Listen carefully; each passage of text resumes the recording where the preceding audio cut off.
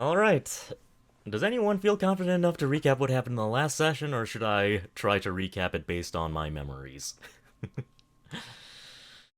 It has I, been over a I month, think you I should do think. it. I Okay. think you should do it. Alright. We thought we had a bad one. They ran away. We thought we had a friendly. They attacked us. Lots of fish. Yeah. Big ones, little ones. Including the one That's that you about currently it. can't see on the map that only both Secret and Quelkek know about, which is over here in this vague direction. Uh, oh shoot.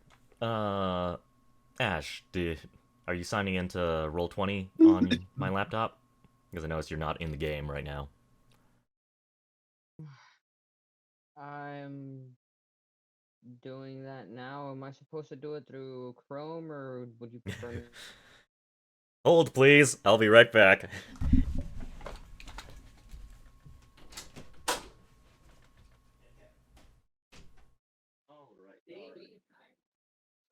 Yeah. And then I'm on my app. It's like Ash and Ash Original. Like, Oh yeah, did you just do just something? Am I? Ash. Ash Original. That's I cloned all of your character sheets just before I started doing my macro stuff, just in case I ruined all of them. So that's technically a previous version. So yeah, just log yourself in on. I probably should have just logged in on my lap. I was trying to turn it on because I don't remember how. You know, and if you've forgotten your password, you could have it sent to you by email, like that. Yeah, that password. Okay. Well, he's having that sorted out. I will do the recap.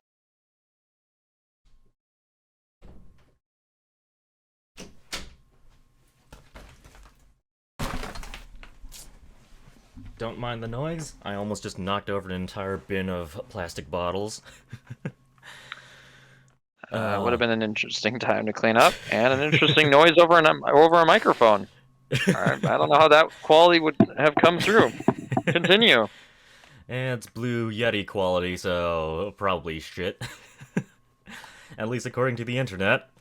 Anyway, recap. I don't actually remember where the last session started, so we're just going to go to the start of the entire encounter. So, the party. The party were going to go out fishing with Droogle because you wanted to get the lightning shard that Droogle is destined to get. So you pull some strings, you ask Mr. Veer himself to put you on the ship, basically.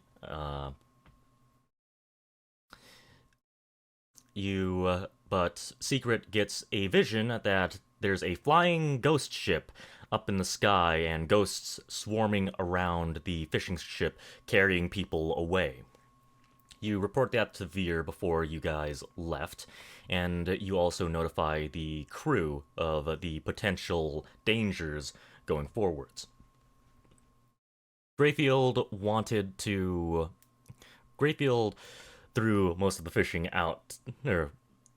Grayfield did not want to fish. He wanted to research. Well, he wanted to do some scouting on this potential threat until uh, Secret and the party convinced him to let everyone fish as normal and do their job, essentially.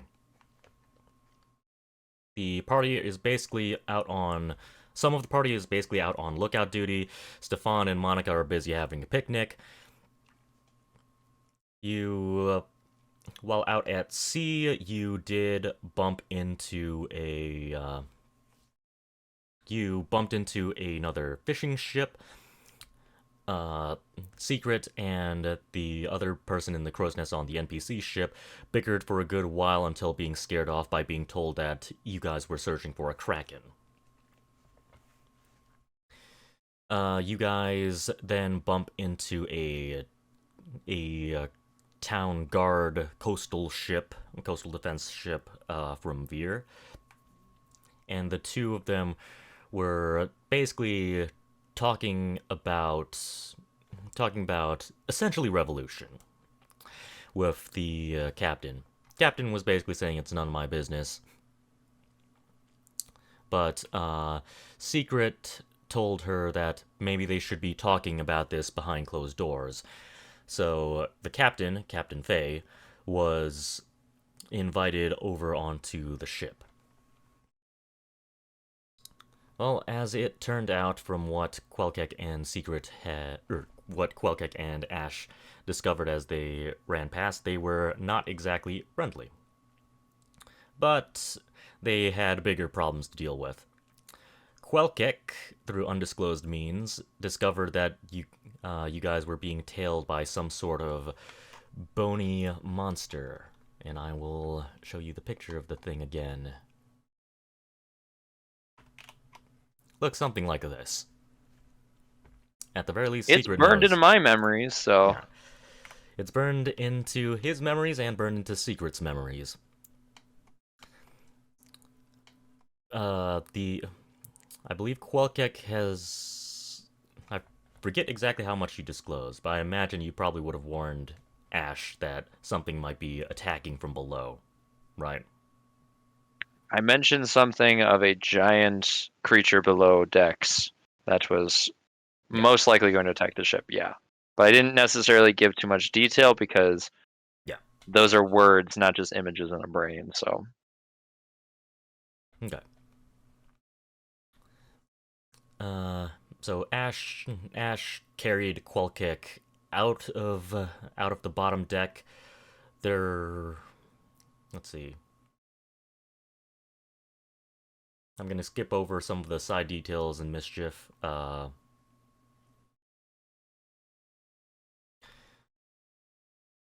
So Secret and everyone else on top of the deck basically relayed the information that the two ships might be in danger, and they revealed their true intentions of wanting to do something with the ship. They didn't pull out any incendiaries, as you know, yet. Actually, they did. They pulled it out right at the very end, but you got them to surrender before they threw anything. That being said, Pyre's already set their ship on fire as self-defense.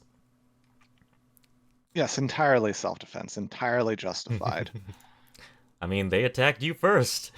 You casted Sanctuary on yourself defensively, and in response, you set their ship on fire and set the sails on fire. The Our pirates crow's have... nest is on fire, though. Oh yeah, because a lightning strike burned the crow's nest, basically. The storm was the weather was basically, it was completely cloudy with light drizzle, but it's picked up. Now it's stormy. You can hear howling winds. You can hear lightning beginning to crackle nearby. You can see some lightning hitting the waves to the sides. It's definitely just out of nowhere, just escalated to full-on storm.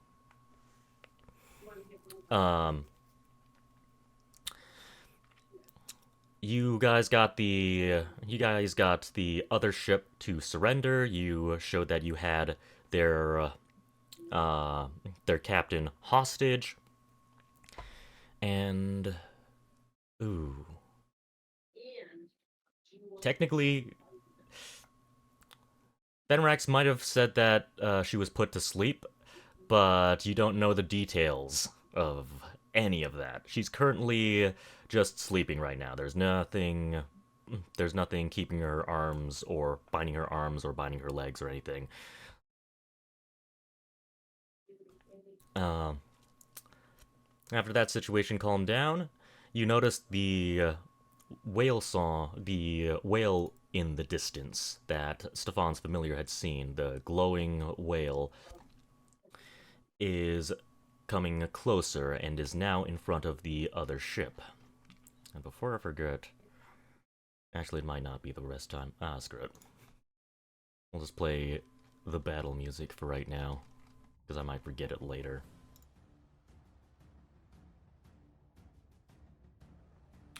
Okay. The whale ghost let out a whale song, which sounds something like this.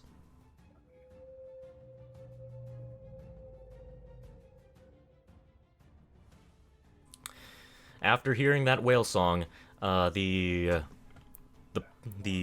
one sailor that was killed by a harpoon and is currently stuck to the ground with that harpoon has turned into a zombie.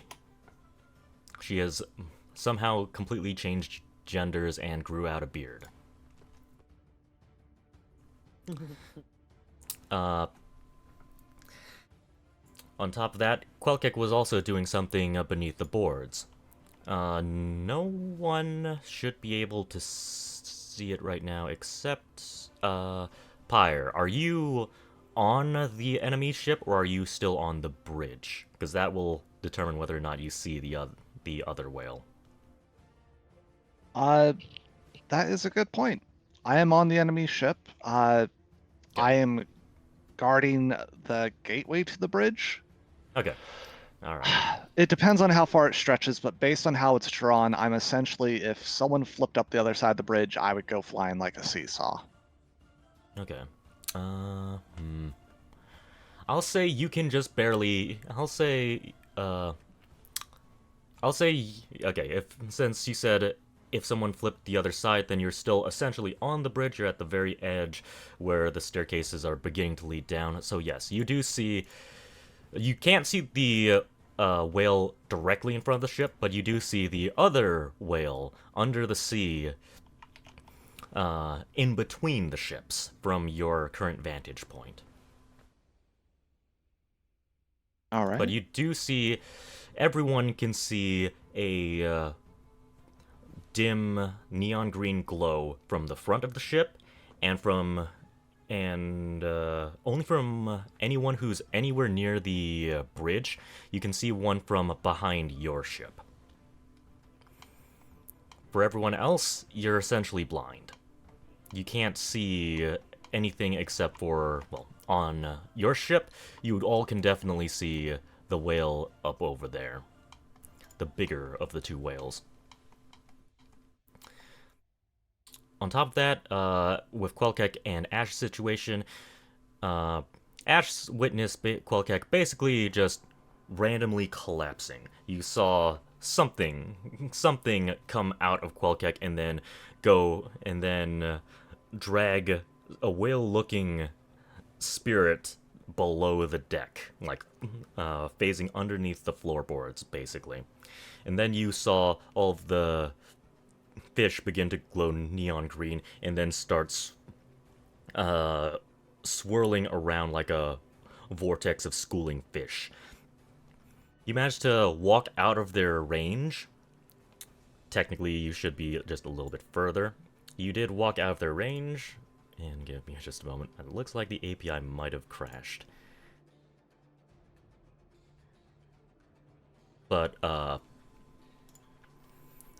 that is the current situation. They don't, from your observations, they don't seem outwardly hostile. But that could change in the future. And Quelkick, the confused whale spirit that you set off to the other whale, immediately turned around and seems a bit unresponsive to some of your probes.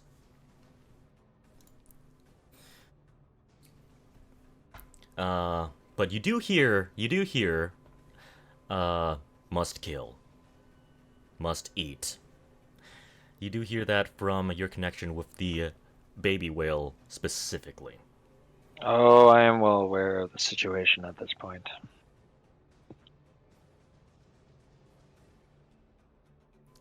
I don't... is there anything else important that I forgot about the situation? No, I think you basically covered everything. Alright. So, we are basically still in combat right now. So, Ash, it is your turn. You're currently carrying Quelkek's body. You've escaped the room where they stored all the fish. The fish are just kind of swirling around. They don't seem outwardly hostile. They seemed honestly a little confused. The orc has secured the prisoners, and they're currently locked away in a room. You see the orc at the other end of the hall. What would you like to do? Well, can you remind me again if Falkek's body was pretty heavy or not? It's very light, extremely light, much lighter than you were expecting. It's definitely not the same weight as, say, a normal humanoid. It doesn't weigh anywhere near 150 pounds or so. Alright, so I'm assuming if he's around my size or just slightly bigger that I got him over my shoulders like I'm fucking squatting fucking bar. Okay. And I am charging towards homie that just got done capturing people. I'm a little lost, man. How do I get the fuck out of here? Okay. He does point you towards the stairs in the back. You probably wouldn't have actually said that. You did come down here through the stairs and come up through the stairs. So yeah, your character would definitely know where the stairs are. They're definitely in the back.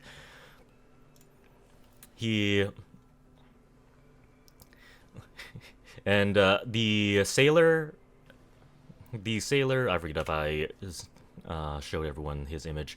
The sailor, so what do you look like right now? Are you visibly emanating fear or anything? Or are you visibly freaked out? Yeah, I mean, like, you kind of heard it in my voice. I'm not really wanting to talk about what I just saw, because I don't know if I fully understand what I just saw. Yeah, the orc sailor, he looks at you and goes, wait. Well, the stairs are that away. You look like you've just seen a ghost. Are you alright? Is that what those are? Is that what are? And... sorry, could you repeat? I saw glowing things moving about unnaturally. Bunch of glowing things. Have you eaten anything funny? That's probably all the result of all those raw fish you ate. Just make a persuasion roll. I want to see how well he takes it. If he thinks you're crazy, or if he thinks it's just that you ate something funny and possibly poisonous.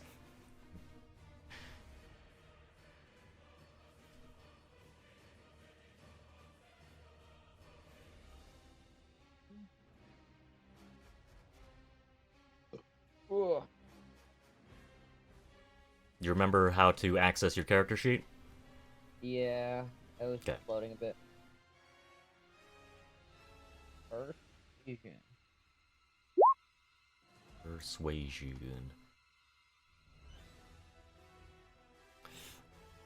Okay. At first, he asks if you're feeling fine. You run over to him. At first he asks you if you're feeling fine. He rounds the corner, and then he sees a glowing fish just kind of wander out of the room you were just in, and just kind of float right past him. And he's just completely taken aback as his eyes and his whole body basically follow the fish as it casually floats out of the deck and starts floating up the stair. And it's just one fish, not the whole swarm. I guess you're not There's crazy a lot after more all. of that where that came from. What the heck did we just catch? I thought they just glowed. I didn't realize they were actual ghosts. Alright, we need to get out of here. and he lets you lead the way if you're intent on leaving this floor. If not, then he's just going to leave the floor. I'll tell him to watch my back as I get this dead weight out of here. Oh yeah, speaking of that, what happened to him? Fuck if I know, man. I've been seeing too many glowy things.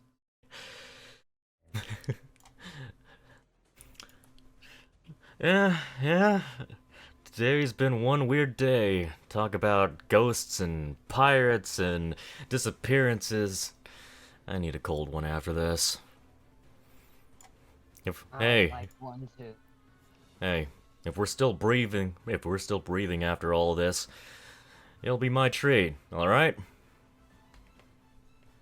Aye. Alright. If you want, you can burst out onto the main deck of this ship. It's on the door that's your character token is currently right in front of. So if you want, you can cross out of that door and join the action. But that'll basically be most of your normal movement. You still have your action bonus and bonus action. As I step out and I'm seeing who's around me, I think I'm probably just gonna stay near the party right here. Okay.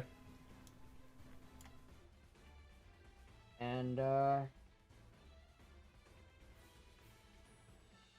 I'd like to look around to see what's going on, if I still have Everything's on fire. Okay, maybe not everything. The crow's nest is on fire up above. To the side, you notice that the other ship is currently on fire. Everyone has, everyone who was part of the other crew have thrown down their arms. getting And a little toasty, aren't we? They're all zombies. They threw down their arms. yes, yeah. Anyone can comment on that if they want. You just see Ash just with probably. I mean, Quelkek, does your cloak have anything that makes it obvious that it's yours, or is it just a generic black cloak? Well, I mean, it's built for someone who's 8 feet tall and tailored to fit. So, and the material isn't like, all right, it's hand tailored, right? So it's definitely not something that you bought from an official tailor. It's something that has been handmade by probably him, made out of various furs. Definitely not the same type of fur either. It's been like stitched together with like all manner of like different black furs and stuff. So it's looking at it closely enough, you definitely tell that this is kind of a barbaric, but it has some style to it. It's not been made entirely haphazardly. But Okay. no, there's no like this is. There's no tag that says this is Quelkex on the inside. So Okay. I wonder So if his black cloak would kind of blend in with my black cloak. 'Cause, it would if like they can't see what I'm kind of carrying, then it just seems like my cloak just got bigger. you probably, I mean, you probably have your arm up and make it look like you're carrying something, right? Unless you're just balancing him off your shoulder. If we said that he wasn't as heavy, I'm assuming I don't need to have both arms up there. I mean, you don't. It's I'd pretty probably- light, but there is still a risk that he might slip off of your shoulder. Then yeah, probably one arm him. I'm not gonna drop him. Yeah. So yeah, it's very clear that he's holding someone up. For any of you who think your character would have gotten a good look at the cloak when he revealed himself, after you guys spoke with Darren Stormright, then you'd probably recognize, oh, that's probably Quelkek. If not, he's just got some black cloaked figure. Presumably Quelkek, because he's the only one that fits the description on this ship, assuming that you didn't see anyone with a black cloak aboard, so it's probably it. It's a safe assumption for any character to make.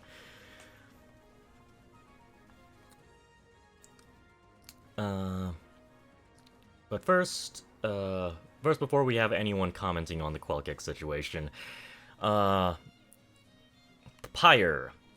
So the people have thrown Yes. down their arms. What exactly? Great. Yeah. And this I is part of pointed my setting fist up. at them, Okay. and in a commanding voice, I've told them to go bring out their prisoners and booty. Bring out their prisoners and booty. Okay. So Ash sees that. We'll resolve that when your turn comes around. Brings out a whole bunch of beat up prisoners and some really good looking women. Is this the booty you had in mind? Focus should be on prisoners. I could say treasure, I could say cash, I could say chests of wealth, I could say anything of value. But the main thing is I want the prisoners, so like, what's the point of rescuing a pirate who's just going to be hung and leaving the prisoners to burn? Very true. It's so inefficient. How do you know what's in his pants? I don't. I'm just assuming. Ash, could you turn yourself up just a little bit? I've turned you up a lot more, but My you're bad, still I kept pretty turning quiet. myself down little by little because I didn't know how loud I was. I mean, I almost Yeah, have you you're at pretty low now. 200%. Yeah, you are pretty low now. I'm at 44. Is that good, or should I crank it up a little bit? I'd say just a little bit more. I agree. 50? Perfect. Right. We hear you. You're clear. That sounds good to me. Giggity gig. Okay. All right. And then he'll blow our ears out next time he uses a different laptop. Yeah, I am. Yep. Okay. So that's what's happening on the other ship. You probably also hear some thrashing as well as a coming over from the other ship, courtesy of the zombie that you cannot see from your current vantage point. The sides of the ship are definitely at least probably just below chest high. So you can see the tip of a harpoon sticking up over the railing, but you don't see the zombie itself right now. Everyone seems to be winding down. Pyre and some of the other people are rounding up the people from the other ship. And Secret is more than likely just warning everyone to be on high alert because there's ghost fish. Speaking of which, Quelkick, what information have you relayed from the current situation? Because Secret would likely be relaying that right now as well. Well, he definitely get the instance of the baby whale. I may not include what I did to get it there, but I'll include it being there now and being a threat. And then I'll also basically give one more periscope look to observe the giant creature, the bone creature, just to basically give him another update on it.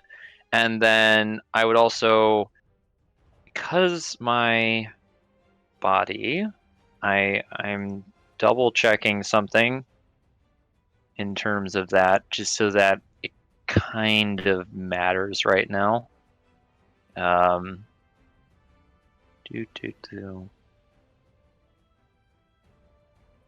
Yeah, here's the problem. He is dragging me, and so you know what? I'm being dragged. So I'm essentially being dragged underneath right now because it's only 20 feet of that. So I am nowhere near the fish anymore, which means that I'm just kind of already starting to reel myself back into my body, seeing that I've apparently been picked up. I don't know what's going on because I can't see. I'm just starting to move now. It's like, okay, this is happening now. Someone picked me up. I'm now being moved, so I gotta figure out. I gotta recoalesce and understand. I'm guessing it's Ash, but I don't know. So I gotta figure it out so that someone doesn't toss me overboard as a dead body. All right, we'll do that. That'd be an on your interesting turn. time. Yep. Yep. We'll do that on your turn. But basically, Okay. anything else, I don't know about the fish. Time for Good. funeral services for the dead, right? Yeah, don't do it. So I don't know about the fish because I was dealing with other things, right? So unless they've been unless I was able to see unless they've been passing through the floor and stuff as I've been dragged along underneath, and I've been able to see like, why are there ghost fish coming from the floor above me? Oh, maybe there's something up there. But I wouldn't be unless they were like swarming on the below decks as well, I would not know about the fish yet. You might see So- like one odd ghost fish just kind of phase through the floor. Okay. I think I said that the floors might have been 15 feet tall, so you're not on quite on the same level from where you are right now with the No, limited range no. of it. So I'd like I said, I'd be seeing maybe a few fishes, but I wouldn't understand the scope of the problem. I'd just be like, well, we got a few of them in there probably. So, but that's essentially the extent. So we'll deal with it me when I come along. You heard that right, folks. 1 out of 99 ghost fish give the bird to physics. All I right. won't comment on that because they're already ghost fish. I don't think physics. Anyway. Yes, but they intentionally go through the floor just to show they can. Oh, that's a weird thing. I never really thought about ghosts showing off like that, but that's an interesting thought. I guess it's a thought of the ghost being self-aware that they are a ghost and can phase through things. Because if they don't realize they're dead, they'll treat it as a wall not to ram their head into. But I Not didn't calling the think that DM hard wrong. about it. I'm just saying that one fish Yeah. just really hates floors. It tried to headbutt it and went right through, and now it's confused and trying to headbutt it the other direction. Okay, so yeah, Ash, you see a secret beginning to relay some of the situation, relaying the bone monster behind the ship, and also relaying the ghost whale in the middle of the ship that both Secret, Pyre, and Droogle can see right now. Is there anything you want to say or do in this situation? You still have your action, your bonus act, and both of your bonus actions.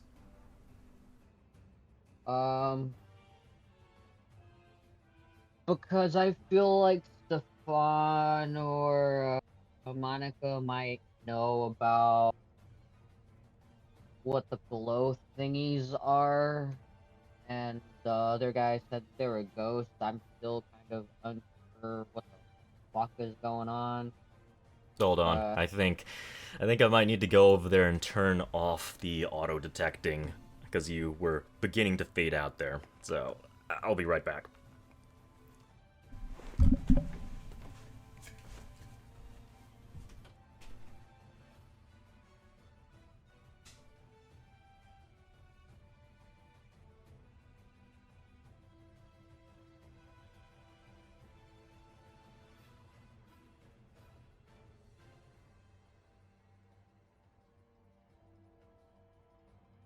One, two, 1, 2. Oh yeah.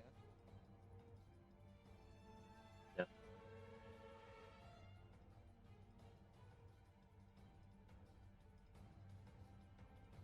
All right.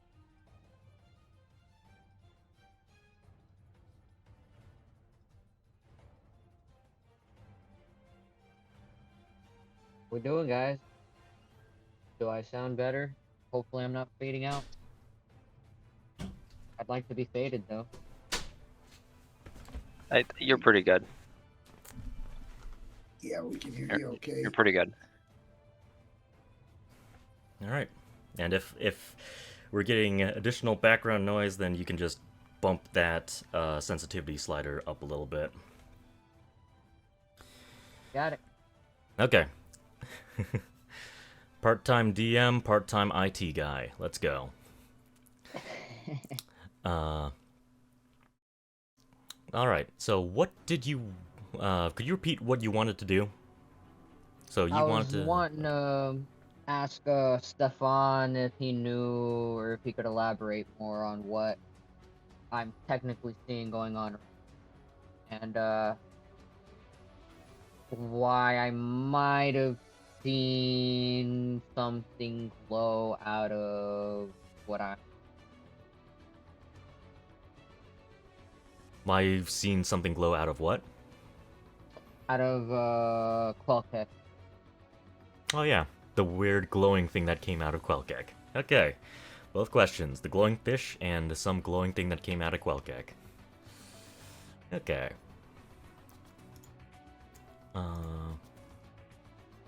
Like you're probably gonna hear the concern in my voice because internally I'm fighting that whole. Is that a dead body?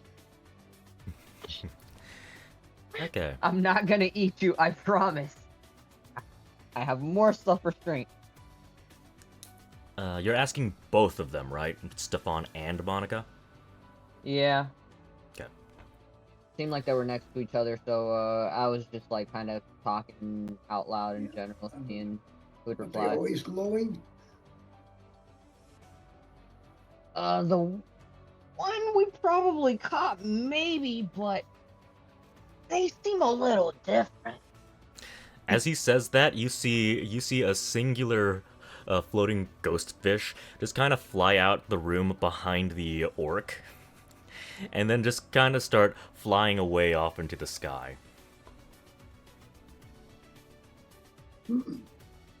Now they fly, huh?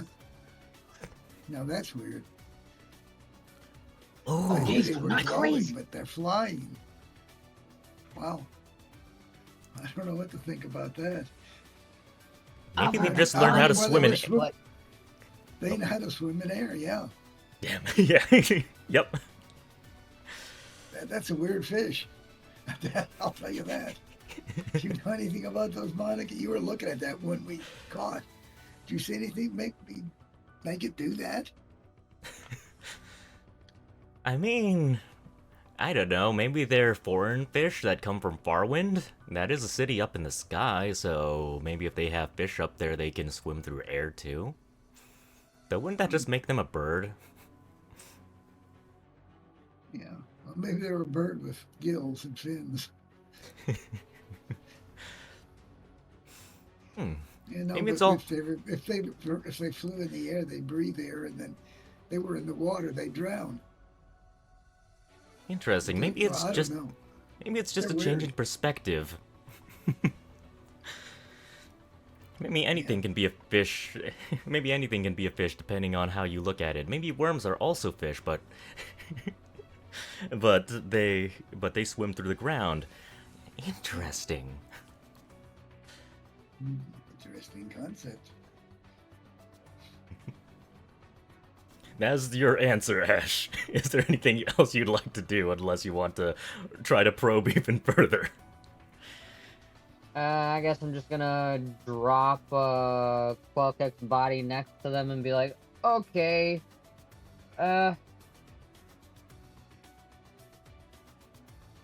what if something like that kind of came out of him? Not looking like a fish.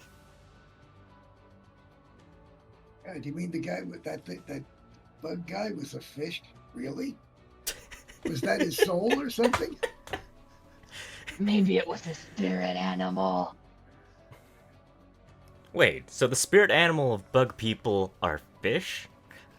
No, the What- spirit animal of fish are bug people. Oh I'm gonna my goodness. I'm gonna kick everyone's She- butt when I get back up to my frickin' body. I swear to Lord. This is a weird conversation. I'm freaking hearing this as I'm going up to my freaking body right now, and I'm like, oh my god, these guys right now. I'm gonna ignore it for the time being because we're in We danger. ought to go get his soul back. It's flying away. Yeah, you can just see me flipping the double bird. Instead I have 4 arms, so you're seeing 4 of them as I fly away. Yeah. Now, Screw the rest of you we're guys watching on the the freaking fish boat. that we think is your soul. Oh, maybe if we catch the fish. Let me see. And she just starts looking through her notebook. and We her spell are list. currently in a life or death scenario. Now is not the time to start reading books. We have giant monsters and zombies. Why is this such a patient conversation? We should be panicking right now. I'm saying this in my head right now as I'm coming to my body. I'll be quiet now. Well, All right. things are getting kind of chaotic on this boat, Monica. A little maybe bit. we ought to put a fly on us, and just in case we need to get off the boat like the fish did. All right. She will do that next turn after Ash is done. So that is your conversation. You can't ask anything else right now. That is the one conversation this round. Is there anything you would like to Alright. do? Well, I guess I will put Quelkek's body down, and as I look around, do I see anybody still putting up a fight, or like No. anything attacking? No, you do see Zorg on his turn. They, actually you can't, from your perspective, you can't see the weapons on the ground. You can just see, the other people holding their hands up, basically. And some of them seem to be, Zorg seems to be leading someone to go below deck. Though Secret has relayed that you should still be on high alert because ghost fish are around. Or at least the ghost whales are nearby, and they don't seem friendly. Alrighty, I guess, shit. Now I just end my turn, dude. Like, since I don't want to leave Quelkek's limp body by itself, I'm just gonna stand near it and be surrounded by this group, just 'cause I feel like it's probably be a little bit safer. Okay. Alright. Alright. So we'll go to Stefan's turn. Monica is going to cast Fly. So we can fly. I also ask her, do you have any way to put that fire in the crow's nest out? Speaking of fire, I might as well also just put Storm on the turn order as well. Because that fire is actually going to just going to solve itself due to the high The intensity rain is rain. falling hard. Yeah. Okay. In fact, I might as well just say that the one in the crow's nest is probably already out now. Well, we don't need to worry about that. I don't know what to do about this guy's body.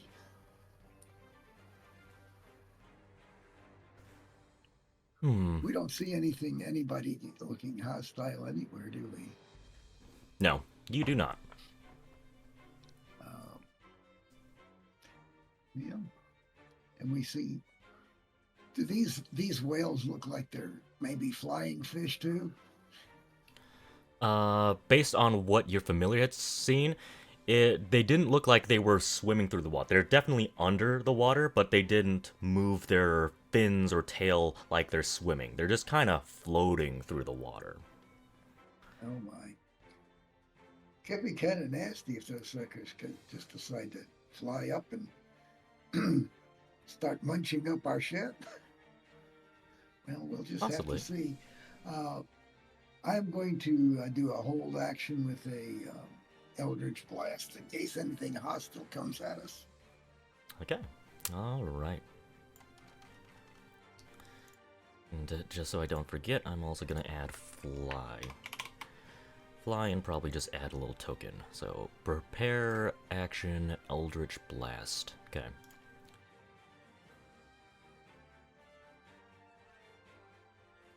Alright, and is that everything for your turn? I think so. Alright. Okay, Quelkek, your turn now. What does everyone see? the body that I think is just like set up against something, leaning against it. All of a sudden, you guys will just watch as like underneath the cloak, a bit of smoke, like a fire had just started underneath, appears, and then all of a sudden you'll just see like the faint bluish glow as the head will kind of crack itself for a second, as if cracking its neck, and then look up at the rest of you guys, and then immediately stands up and begins basically brushing off some of the dust that collected on top of it and starting to kind of ignore the group in front of me, as I am now looking across and I'm seeing what is the combat scenario right now. Where are the enemies? How far away? What is the current situation in terms of who's needing assistance right now? Like immediately. Currently, there's no fight, but you can hear just the groaning of a zombie just go. And you can see the harpoon, the end of a harpoon, just kind of wiggling in the distance. As soon as this occurs, I would very much recognize this as a zombie, right? Yep, definitely. Okay. As this occurs, you guys will catch a glimpse, and the eyes will change from being this sort of like light bluish color, and they'll change over to a purplish color, and I will turn myself around and direct myself towards the zombie. All of my focus now, basically everything else is being ignored, and now I am squaring off against this thing across the way, and depending on how far away I am, that is, oh my gosh, okay. As soon as I see that thing, there is no hesitation, and I am immediately going to try to move forward. Pyre is not blocking you on the bridge. He allows you past. I don't have 60 feet. Oh man, I don't have anything. Well, You know what? We're doing it. As soon as he sees him, he is going to move forward 30 feet towards. Oh, gee. This is, I think it's one. About there, yeah. So we're moved to there, and then he's basically sprinting forward, and then I will extend out one of my hands, and bursting forth from it, like 3 sparks from a fire, 3 blue orbs will appear from my hand, rotating around for a split second before they all dash out and targeting that thing. So I'm going to cast Magic Missile on the zombie. Alright. Roll the damage. It's 3d4 plus 3, I think. That's going to be...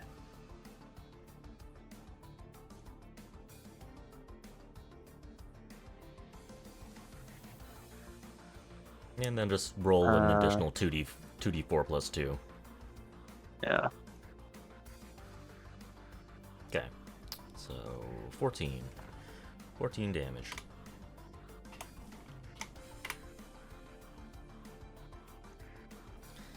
You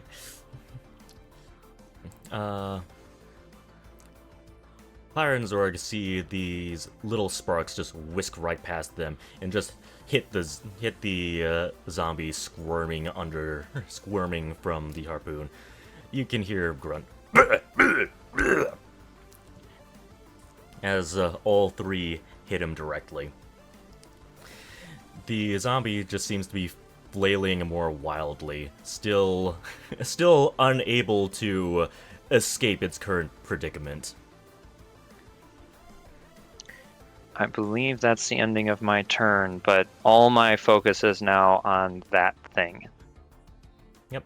And since you're closer to the middle, you have vision of the baby whale again. That's for a later problem. At this point, I'm still connected, aren't I? Yes, you are still connected. Okay. Yeah, I'm just keeping tabs on it. I'm sure it's spouting all sorts of very friendly words right now, but Eat, that's kill, eat, yeah. kill. We will deal with that in a second. So that's it from me. Greyfield is probably still knocked out. He's probably going to be out for the whole encounter.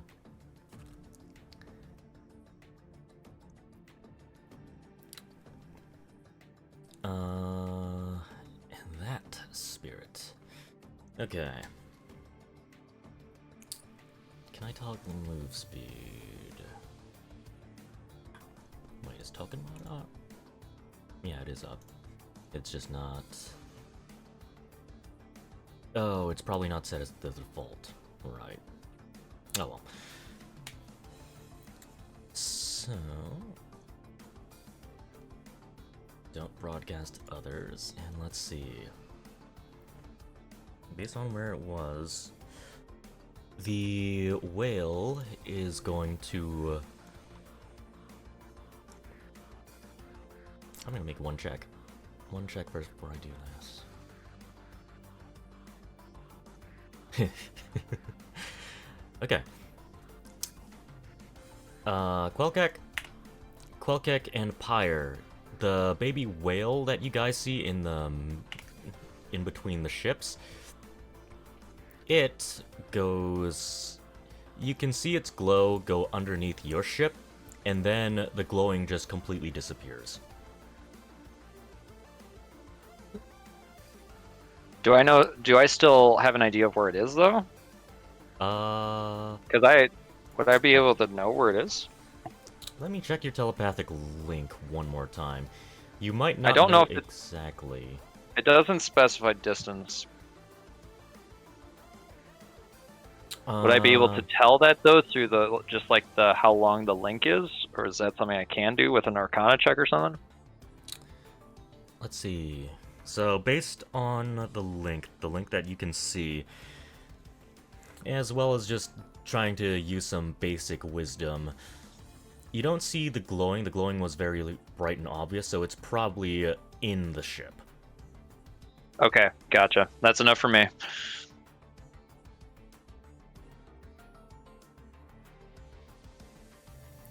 Alright, but you guys cannot see it right now.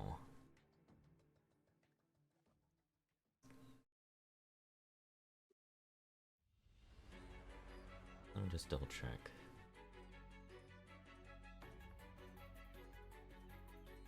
No, we'll do that too. Whoops. I hate this with Power Cards. Power Cards has this little quirk where it's supposed to list all the actions that the character has, but sometimes they put the wrong label on an action. So you click on an action expecting one thing and you get something else.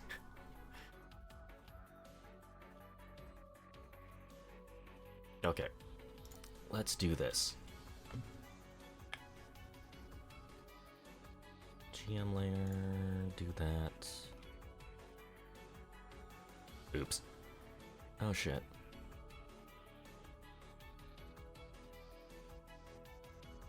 Ah, crap. I didn't realize that would actually shrink it down. I guess it doesn't have a default size. Oh, that's a problem. It's alright, it's the younger. We're going to call him senior and junior, and it'll be fine. Whoa, whoa, whoa, whoa. I need to refresh my page because I think something glitched. Okay. I clipped into a pile of coconuts and 360 to the boss. Glitching the game in real time. Alright. We're going to female deckhand. They have all surrendered, but they are going to be complying. Are you going to send all of the... Are you going to send both of them below deck, or just one of them? Pyre. Yeah, why would I send both of them? I never sent Zorg, and I know Zorg can kill everyone on board our ship, so yeah, I feel perfectly fine with sending both of them. Sending both of them. And you want Zorg to stay here, or send Zorg with them? Zorg is his own agent, DM. I'm giving him no orders. Okay. If he tells me he wants commands, I will tell him to man up and be a captain. or commander, might be a better term.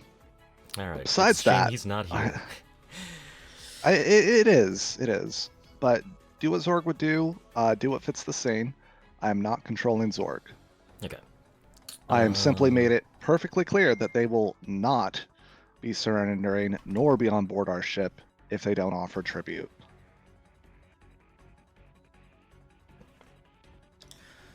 Okay. Sorry. Repeat the very last sentence one more time. They will not be boarding our ship without bringing out their prisoners to release or Okay, bringing yep. out tribute to pay for the slight of trying to take us on. Okay. All right.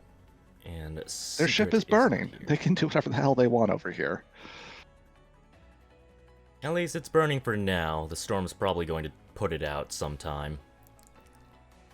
Now, if you want me to metagame, Zorg might be convinced to go below decks if they're like, yeah, we got a lot of stuff to carry, or we need you to break locks, yada yada.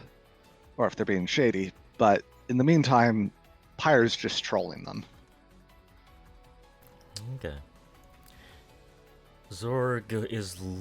I think Zorg would likely not trust him and also be forceful, so he's probably going to be letting them lead the way while following after them. And I need Beautiful. to double check If they don't to ever see- come aboard ever again, I will ask no questions. Okay.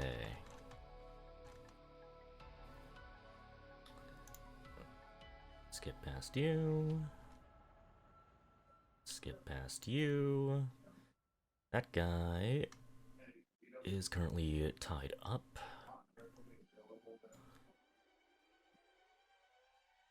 Alright, the NPCs. What will the NPCs be doing?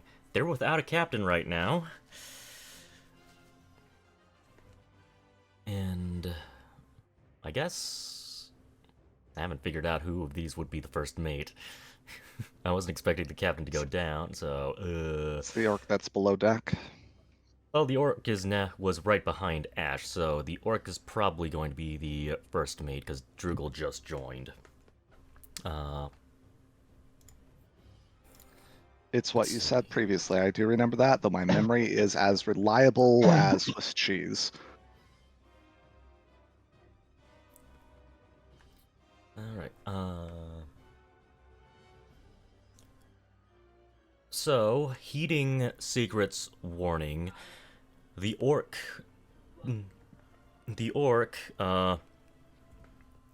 you, Ron, get on the whaling harpoon and point it inwards. I think we're going to be expecting company soon. And if you see a bunch of ghost fish, well, fire at your discretion. You too, Drugel. All right. So those The two. ghost fish flew away.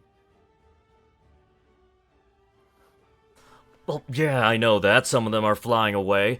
It's just if someone gets attacked by a swarm of ghost fish in the future, it would be a good idea to have someone firing a warning shot into the crowd, because who knows how smart those dumb fish are.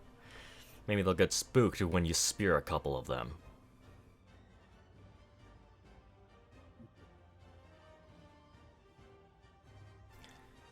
Let's see. So, this boy should not be on the map right now. Moving to GM layer, and, Drugel looks to Secret, because he doesn't know a lot of the information has been coming from Quelkek. Drugel looks to Secret, and you hear him ask, so, should we be worried about that whale thing? If I had to guess, it's probably inside the ship.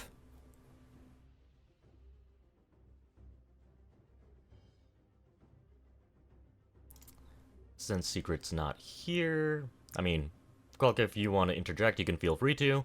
If not, Secret is basically going to tell him, point the harpoon inwards, because it's likely going to jump out and attack someone.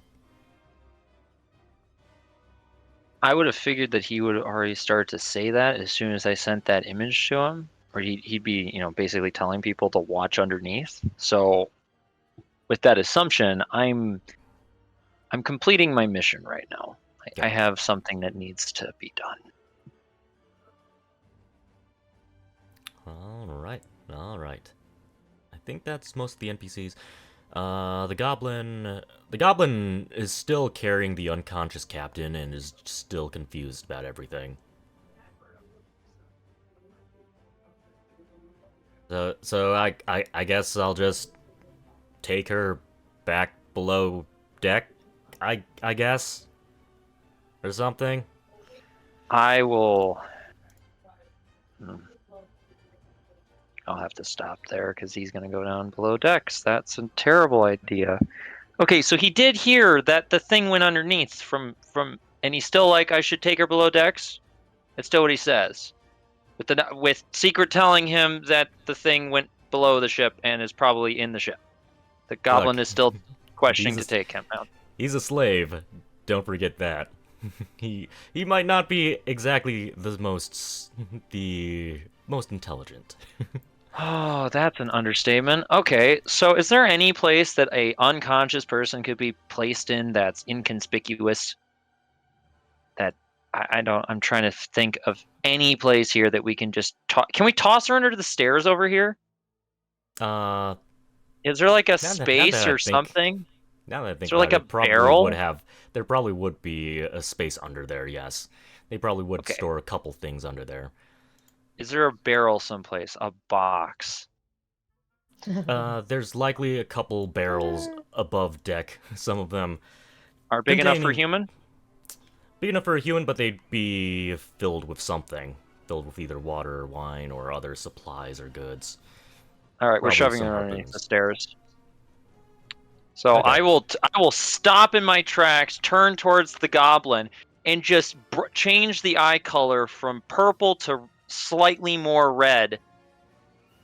But below that stairwell, do not allow her to be out in the open. Yourself, for that matter, if you are not going to fight. Best not to have any more dead bodies. And then with that, I'll Yeah. just turn back around. And the orc says, "Yeah, you heard the guy. See those harpoons? Just dump him out. Just, I don't know. Secure her as best you can. And you'll find out later whether or not this goblin knows how to tie a knot."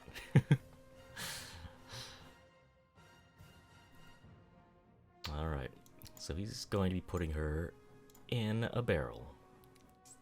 Alright. And that's all the NPC's turns. It's been so long I forget what sea checkers is.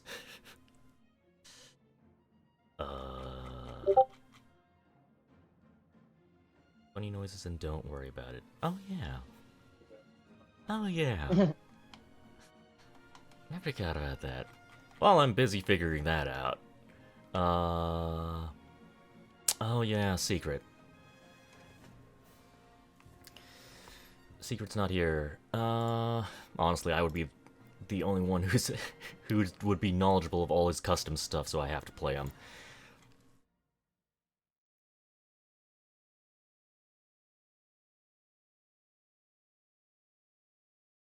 So, did he use any of his... Did he try to read into the future? Yes, he did. I'm gonna have him read into the future again.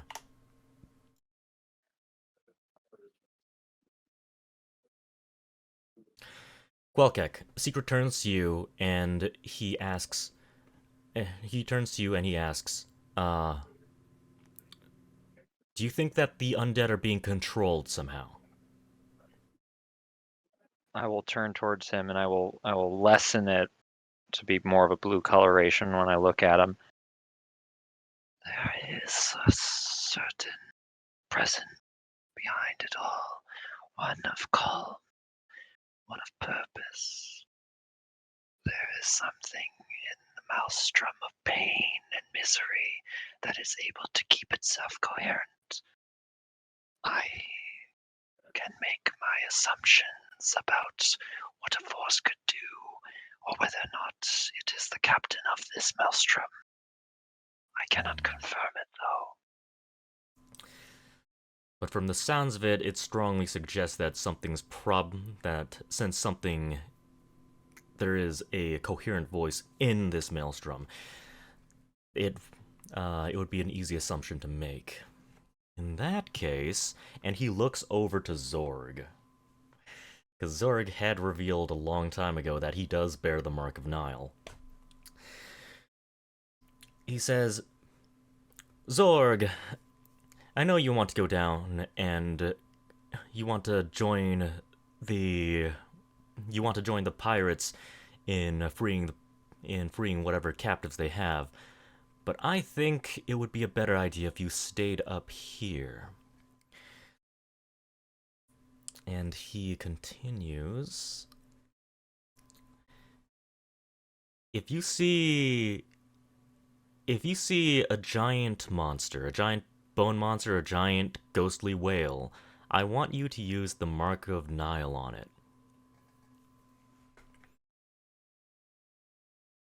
As far as I know, the Mark of Nile should be capable of breaking a mind control. So it could potentially free whatever the creature is. It's no guarantee that it won't attack us, but we're out here for a scouting mission, so we have to try something.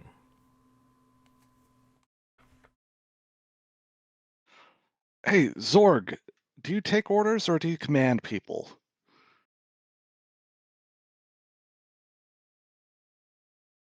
Unfortunately, Yeah, he's that's what not I here. thought. Go do you. Unfortunately, well, the thing I am is, going he to has just been edit out complaining. his response and let the DM control him. Yep. Let me see. Pyre would oppose that order, not because of the player, but because Pyre is a dick. He's in full dick mode. Zorg. Unfortunately, since he's not here, Zorg has followed orders in the past, so I think he'd probably take the pragmatic option and just follow the orders this time. And Pyre nods and remembers this. Yeah. Alright. Leaving the enemy deckhands. It'll be their turn next. Secret. I don't remember. Did he bless you guys yet?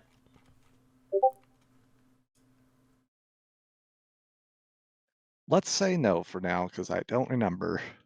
Well, you probably shouldn't take that as an actual Zorg thing. That is my guess from what he's done in the past. Yeah. You've taken a guess. It's still interesting. Yeah. But, do you guys remember if he blessed you guys? If not, he's probably gonna take the opportunity to bless. Each name.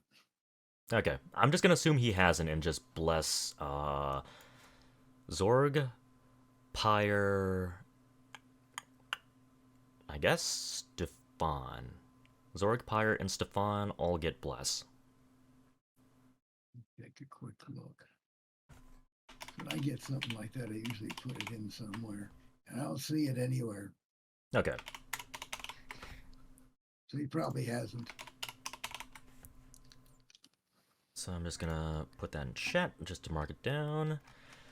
And put the bless after all of your names. One for Stefan, one for Pyre, one for Zorg. That's attack and saves, right? Could you, I think it does apply to saves as well. I printed it out in chat. Oh, okay. Yeah, attack and saves.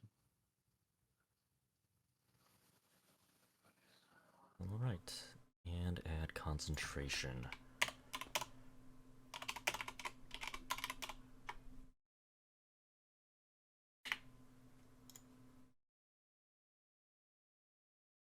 Don't remember who was concentrating on anything else, but we'll just ignore that. Alright, that is Secret's turn. Deckhands go under deck.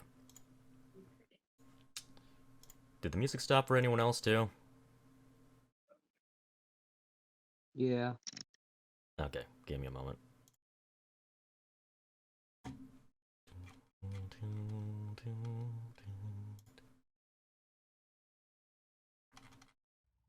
There we go.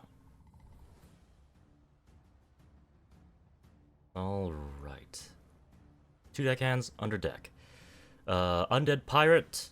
The way he's pinned down to the ground, honestly, I think he would have a very difficult time pulling that harpoon out. You can see the Undead Pirate trying to pull the harpoon out of it, but it seems to be pretty deeply embedded into the wood. It can't, from its angle, it can't seem to pull it out. In fact, let me just make the strength check just to confirm that, since it's a very difficult check.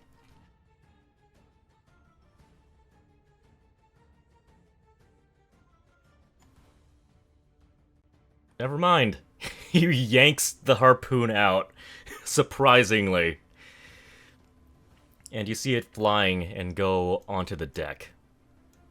Then the undead pirate stands up, and it doesn't move this turn. However,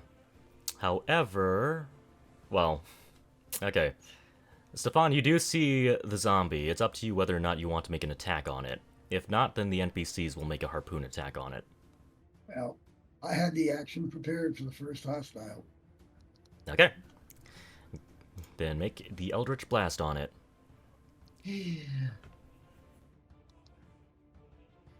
That's a hit, and that is a kill. What do we see? You see a force of energy go flying out, hit this thing as it's standing there, and tears a hole right through the middle of it, right where the harpoon was. Yep.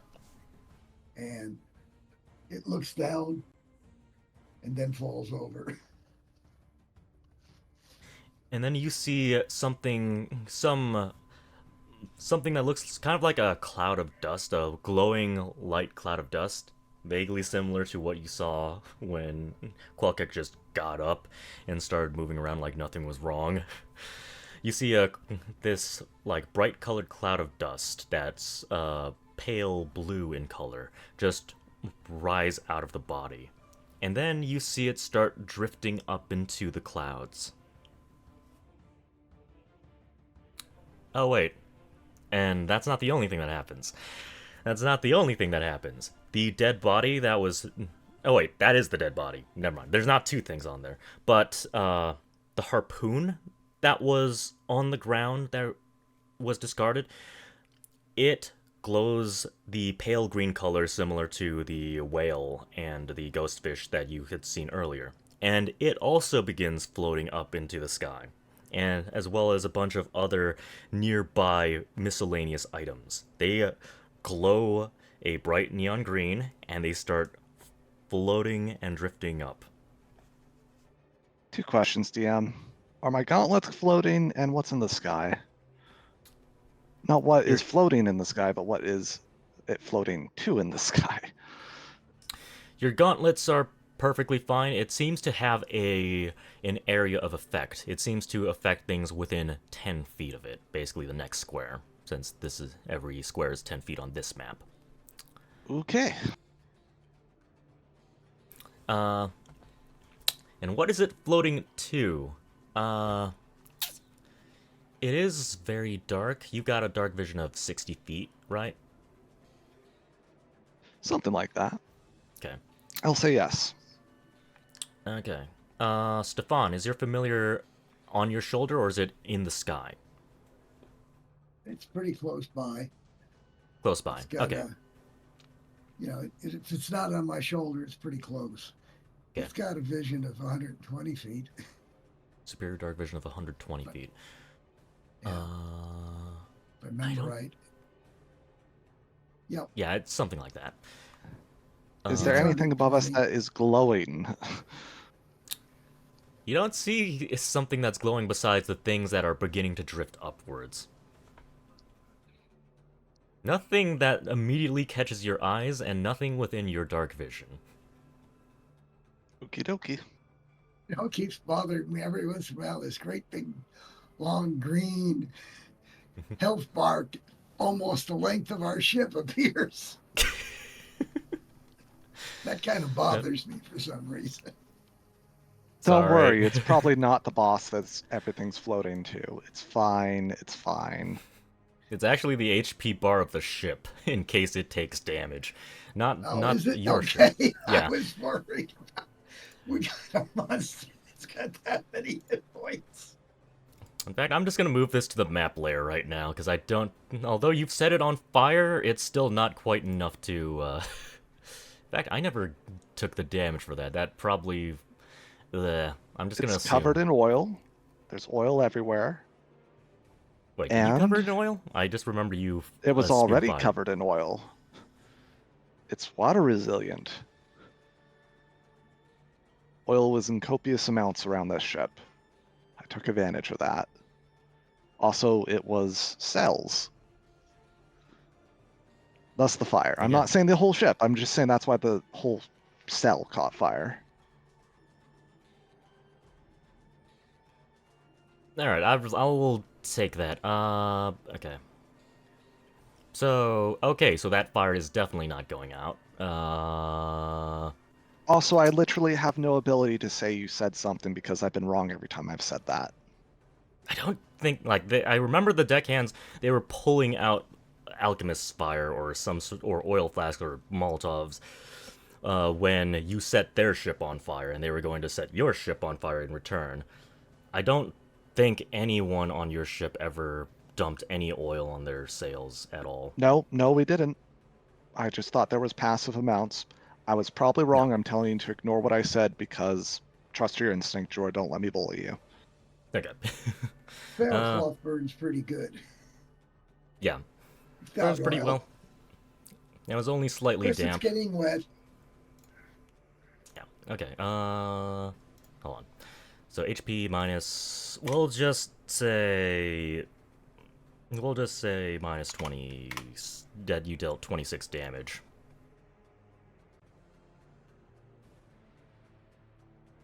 Sweet.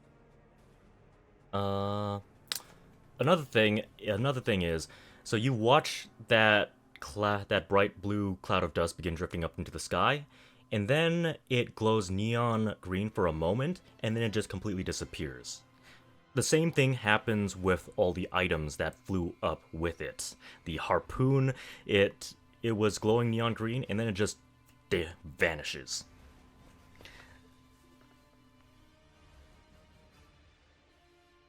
A lot of weird shit going on. Indeed. However, that is this world. A lot of weird stuff goes on because the gods meddle. Alright. Ronnie is on high alert because that was the orc's orders. Pyre, it is your turn.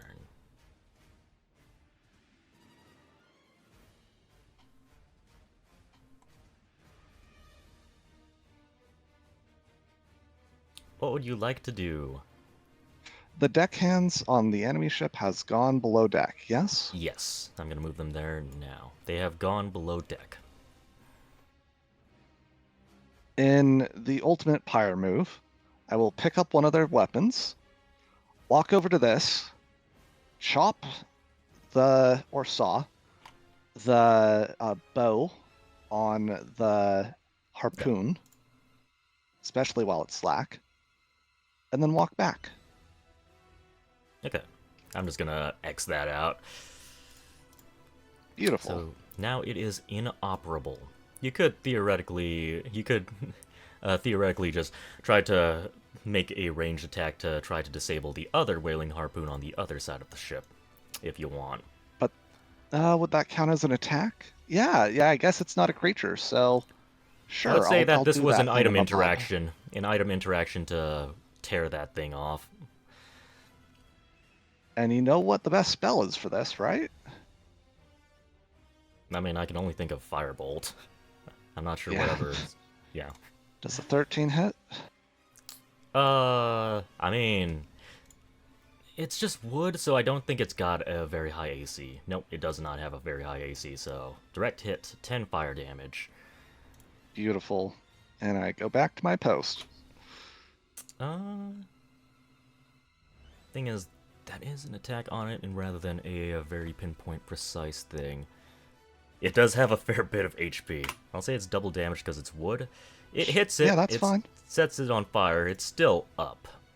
Because the It's thing progress. Is, yeah. It's progress. That's the important thing. I'm all Yep. about It's progress. gonna burn. It will burn. Let me just put fire on it. Okay. Drugel is going to... Oh, yeah. Oh, yeah. I forgot about that. Wait, where is that thing? I completely forgot about that.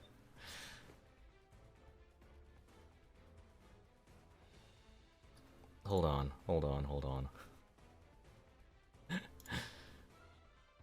Emits bright light 10 feet. If he catches a fish, I'm going to kill him. 10 feet over to the token layer. Whoops, that's the wrong thing. That's on the GM layer. That's not on the token layer.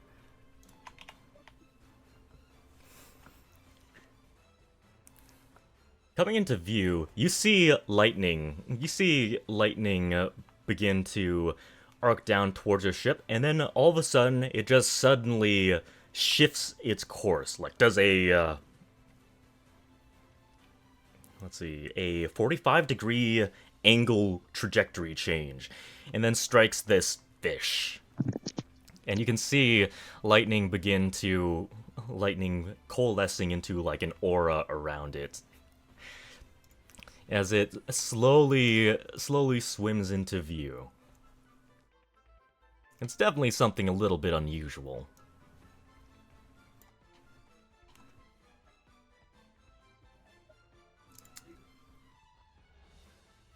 Secret does comment that it looks like it's a different fish than the one Drugel caught, but he doesn't know how if that future is set in stone. There could be variations to the futures he's seen. But either way, a lightning rod fish is in front of your ship within range, revealed by the lightning strike.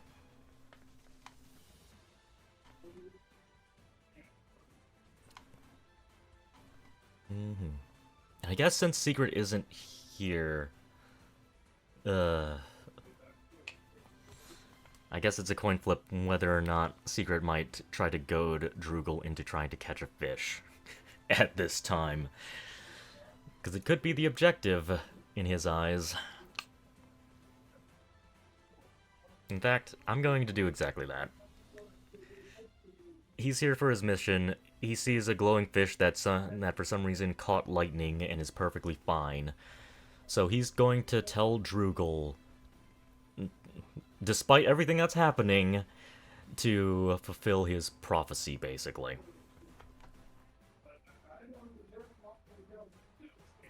Drugel is going to leave the whaling harpoon to the human sailor. And he is going to, I guess, just take out a net. Take out a net and move to the front of the ship.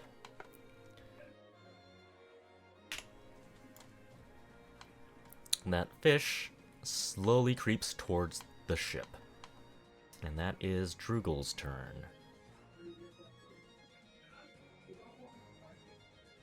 The captain. Captain.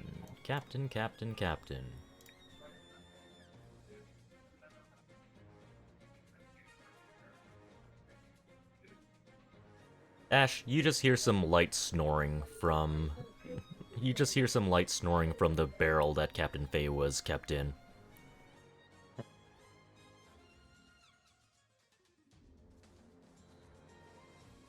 As far as you Sounds know, like someone's having a good dream. yep, courtesy of someone on this ship. Goblin says that he tied her up, but we'll see whether or not the knots he tied are any good.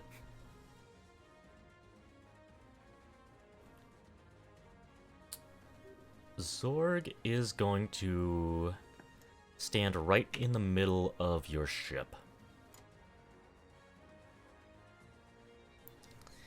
And he is going to prepare his Mark of Nile. I don't actually remember where his Mark of Nile is on his body. But you do see a part of his body glowing red just a little bit.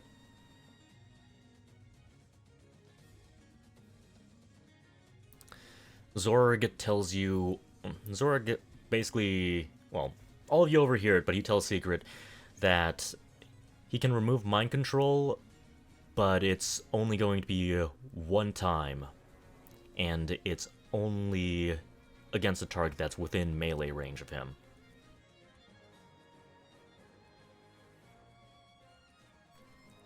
All these deckhands are... Oh yeah, I forgot to update that thing on your character sheets. Oops.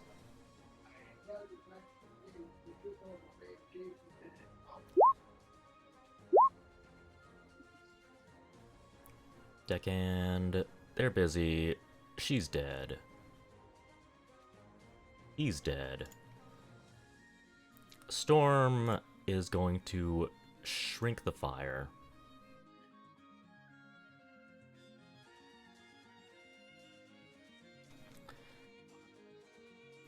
Goblin has absolutely no clue what to do. He's just going to... Without any orders, he's just gonna sit on top of the barrel that he put Captain Fay in, and is basically just gonna be on standby. He's not even going to pull out a weapon.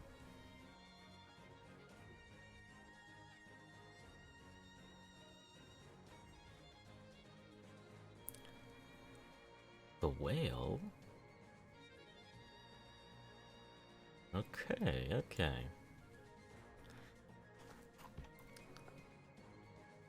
You all see the whale beginning to fly up out from the waters into view.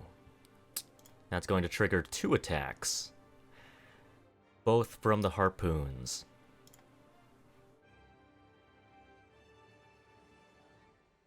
So, Lydia will make 1 attack. And then... Alright, I forgot it was set up this way. You cannot see the, you can't see the roll number, unfortunately. And I forgot that We it trust also you. showed everything. DM's promises. It's showing information that actually shouldn't be showed to the players. But,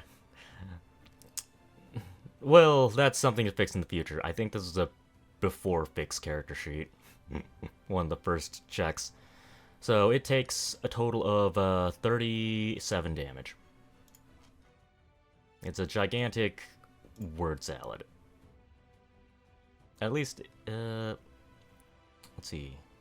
Yeah, 30... No, wait. After resistance... 13. It takes a total of 31 damage. Total of 31 damage.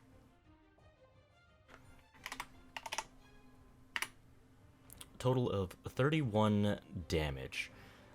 But you do notice that the harpoons fly through the whale.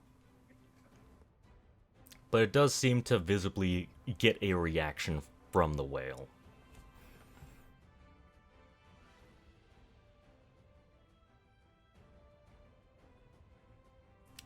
The spirit is going to... Well, now it's point blank. Now that's point blank. Ash, I want you to roll me a charisma saving throw. Charisma 6. Yep. And Quelkek, let's see. I think. I want you to roll a wisdom saving throw.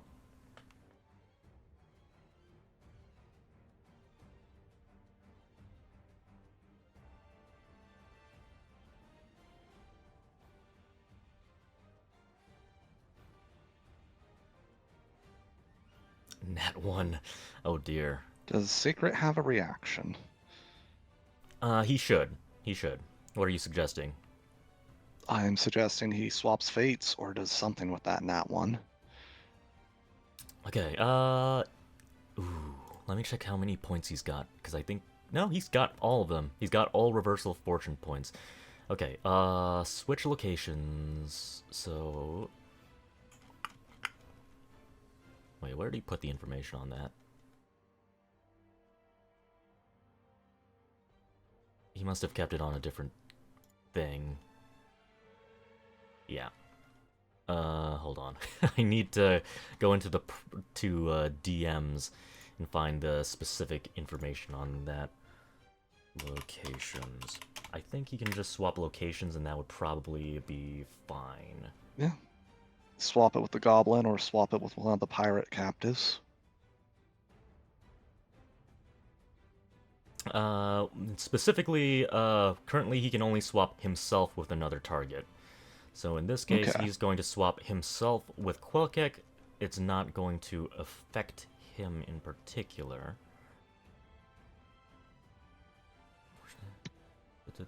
Ally switch. You can interrupt abilities even after they're revealed. Even though this is an AoE, I'll still allow this to just interrupt it so it undoes the nat 1.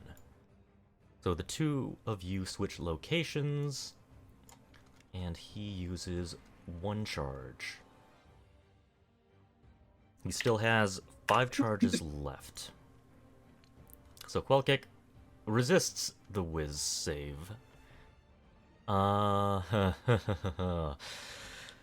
Ash. Okay, okay. Okay, Ash.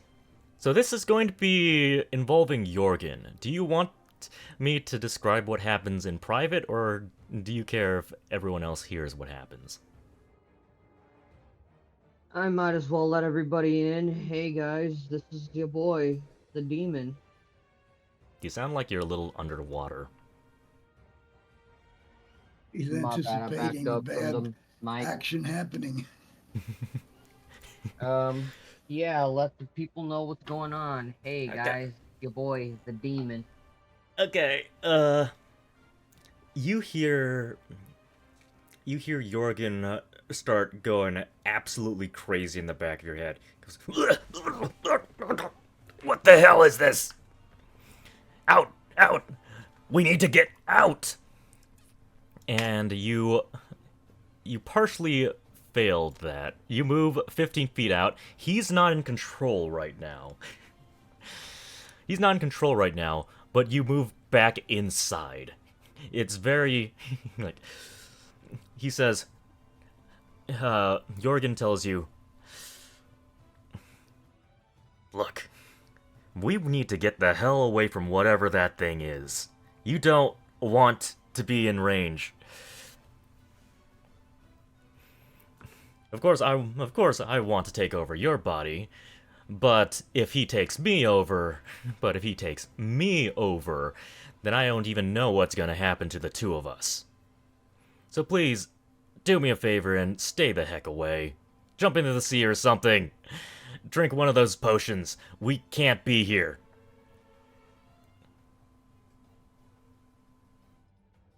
You sound a little scared, Jorgen. I've never felt your fear before. What is it? What is it? Ugh. It's just as frantic as when the old lady tried to control me. Look, I don't know what the heck that is, but whatever it is, it's the equivalent power of the goddess of death, Rosend. I think we need to stay the hell away from it.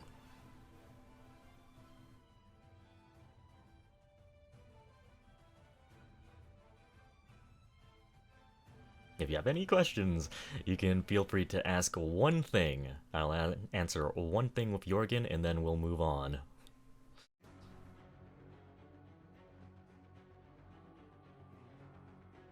Do you know of any way to bring it down? I guess since both of our lives are on the line... Fine. You saw the weird stuff that was happening down there when that zombie died, right? You mean the spirits? Yeah. How it turned all that stuff green. Well, it's a very rare phenomenon in Rosenthia that's called spiriting away.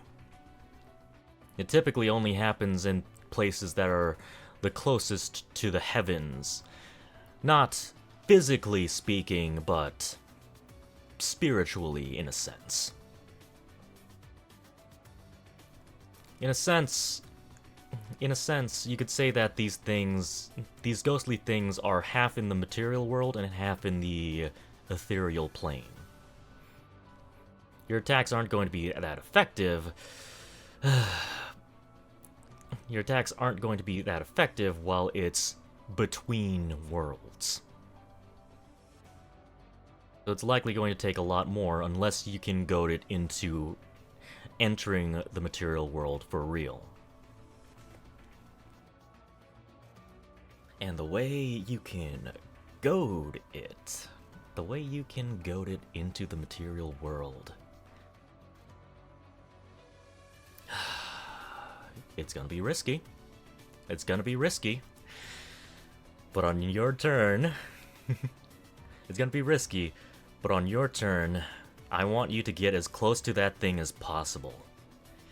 And I know you don't like me, I know you don't trust me, but you're gonna have to trust me if you want us to be able to do anything against that thing.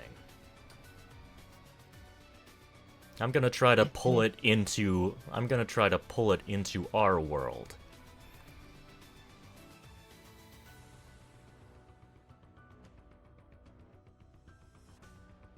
And that's perfectly up to you.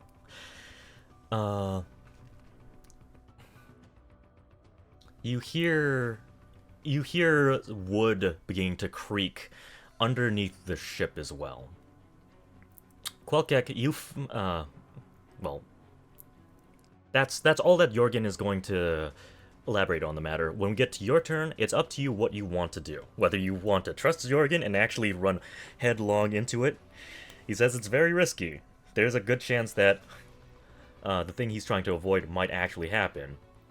But, who knows? Is he a man of his word or is he not? I'll let you decide that, whether or not to trust your inner demons. Quelkek.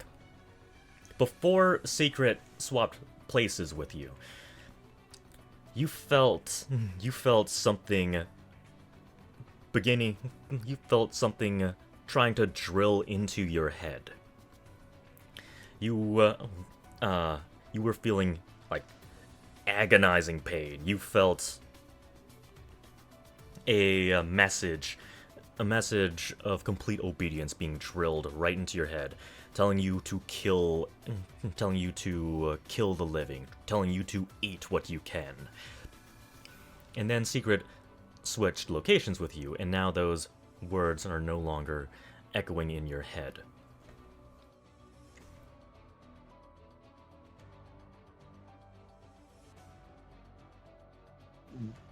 Did it feel as though it was blocked by something? Like something was redirecting it, or it just sort of like I was spirited away from it before it could reach me? The effect ended the second Secret swapped locations with you. Okay. I'm going to assume that The reason why I'm asking is just whether or not I should thank him or just assume it's something else. So I will assume that it is from him. The effect is caused by him.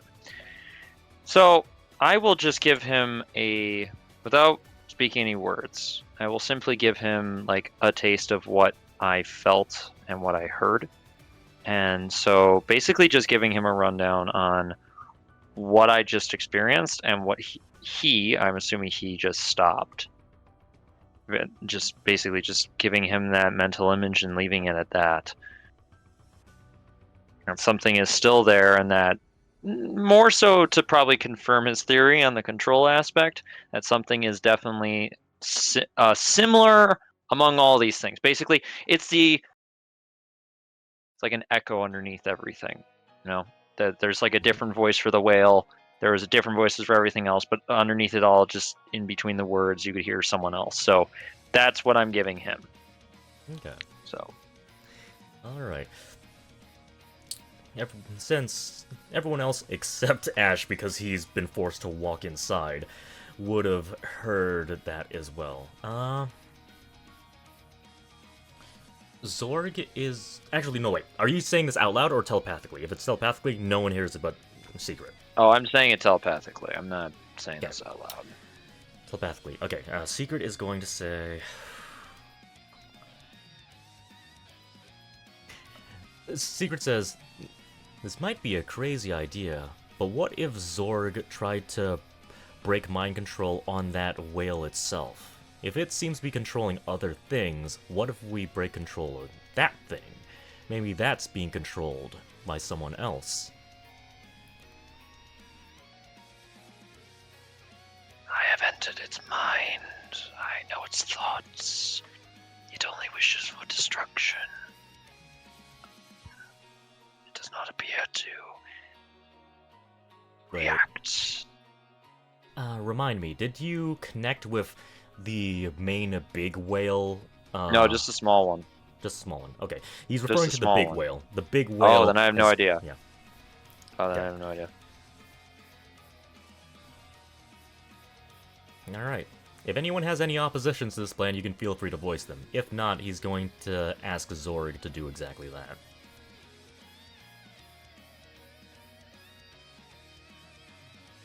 Do it. Okay. Spur of the moment, try it. just do it. Alright. But right now... Okay. I don't think you've got any other dead things besides all the ones you can't see right now.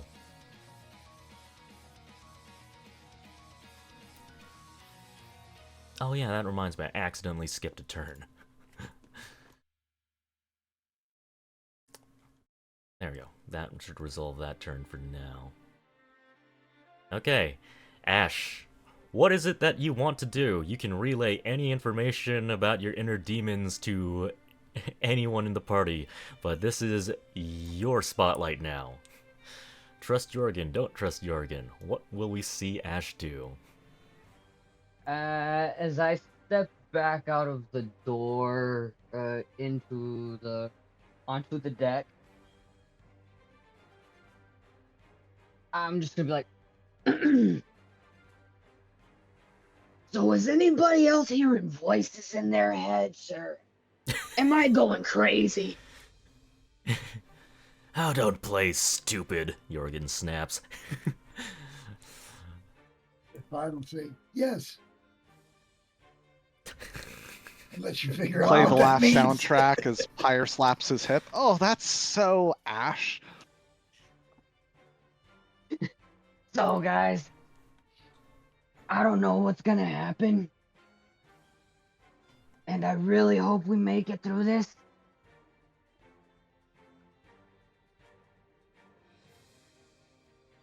But I'ma touch it. and I'm gonna try and I guess move as close as possible. Okay. I mean, you can use your action and then use both of your... Or you can use your action to dash, you can use your bonus action to dash with cunning action. That leaves you with one bonus action, but you can go ahead and just try to touch this thing. I'll just say you can use we can count that as your bonus action. I believe I gave you the bonus action additional attack. Technically, that would be for your, I think, your offhanded hand crossbow, but we can just replace it with a normal, like, melee attack. If you wanted to do exactly that. You can just barely make it. I'm just gonna tell him, I'm just gonna internally in my brain tell, Jorgen, Alright, man. I'm putting my faith in you. You're up. Don't expect such cooperation to happen again. This is exceptional life or death circumstances. Alright. So you can make it. Whoops. I accidentally moved you. Whoop. There we go. Clips into the universe. Phases out of existence. Jorgen, you lied! Okay. Just make your rapier attack. Make your rapier attack, and we will see. We'll see if you manage to touch it or if it dodges out of the way. Oof. Secret's gonna burn a fortunate on you. Reroll that.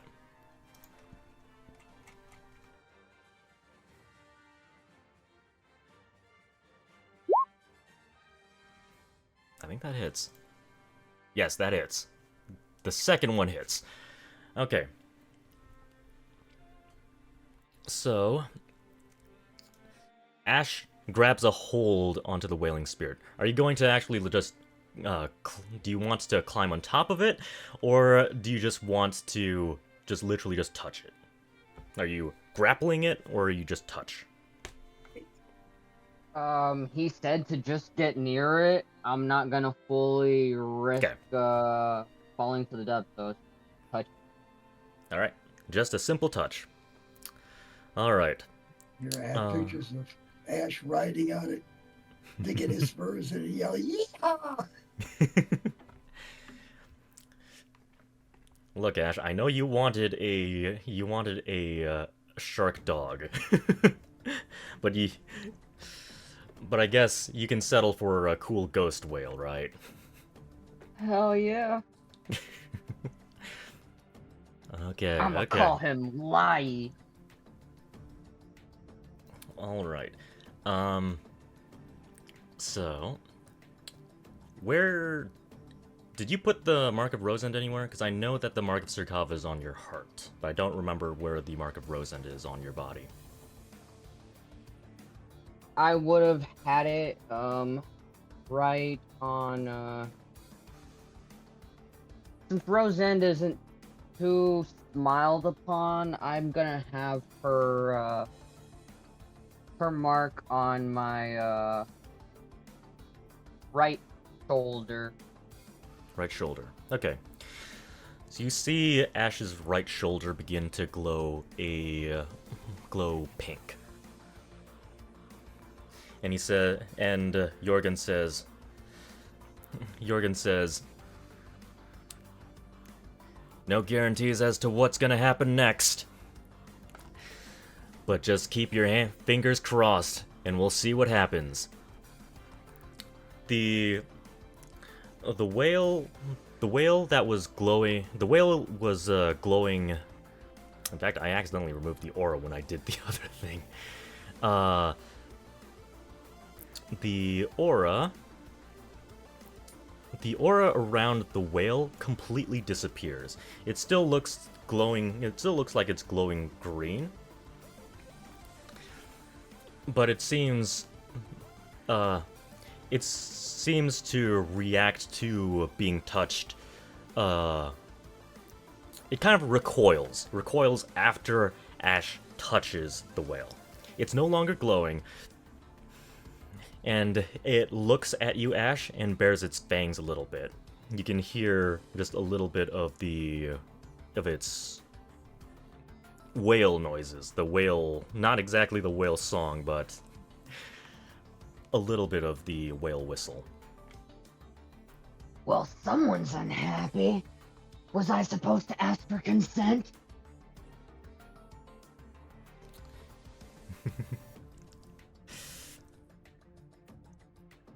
You currently do feel Jorgen at the forefront of your mind. You're still chiefly in control, but you definitely feel Jorgen's influence. If you've ever watched Jujutsu Kaisen, it feels like that sort of situation right now.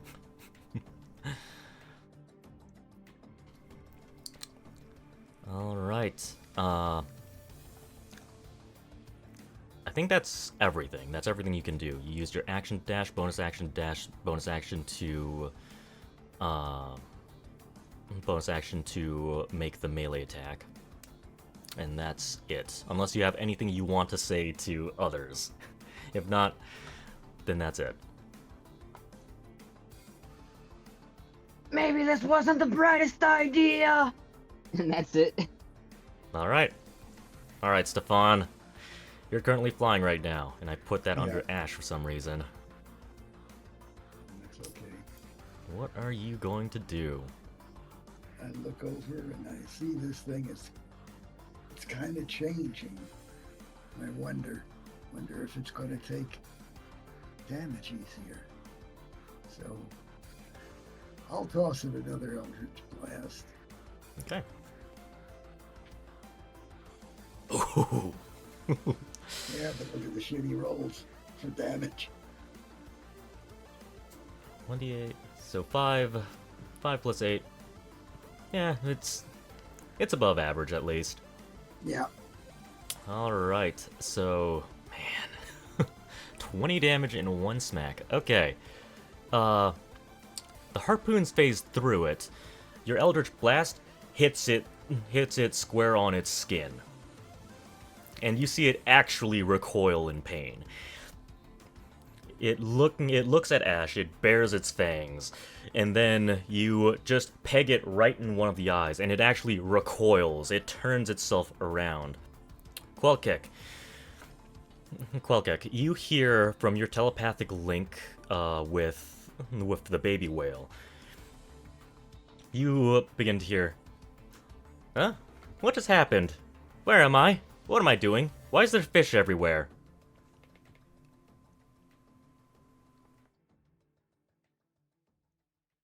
If I could, I would take a sigh of relief as I hear this.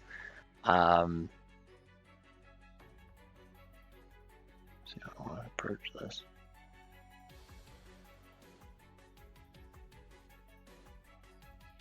Indeed. We can, if you want, we can, I'll continue with Stefan's turn, and in just a Yeah, moment we'll get we'll to your turn. We'll have to deal with that when it comes there, I'll think. Alright. Okay, so that is Stefan's action. Is there anything else you would like to do, Stefan? Well, I hadn't really defined that we're flying very high, so I think we'll get ourselves about 15 feet above the deck level, just flying. And, 15 feet above deck, okay? Yeah, it's no big deal, but I thought I'd identify where we were. I don't want to fly way up in the air, but don't want to be standing right on this deck. Somehow it doesn't seem like a safe place. Alright. So you two are flying, and I'll put the up arrow to represent that you are elevated. Just remind me if I ever forget. Okay. Yep. Anything else? No, I think that's about all I can do, and I doubt if Monica can do anything to it. Nope, being the non-combat person. Okay. Alright, Quelkek, it is officially your turn.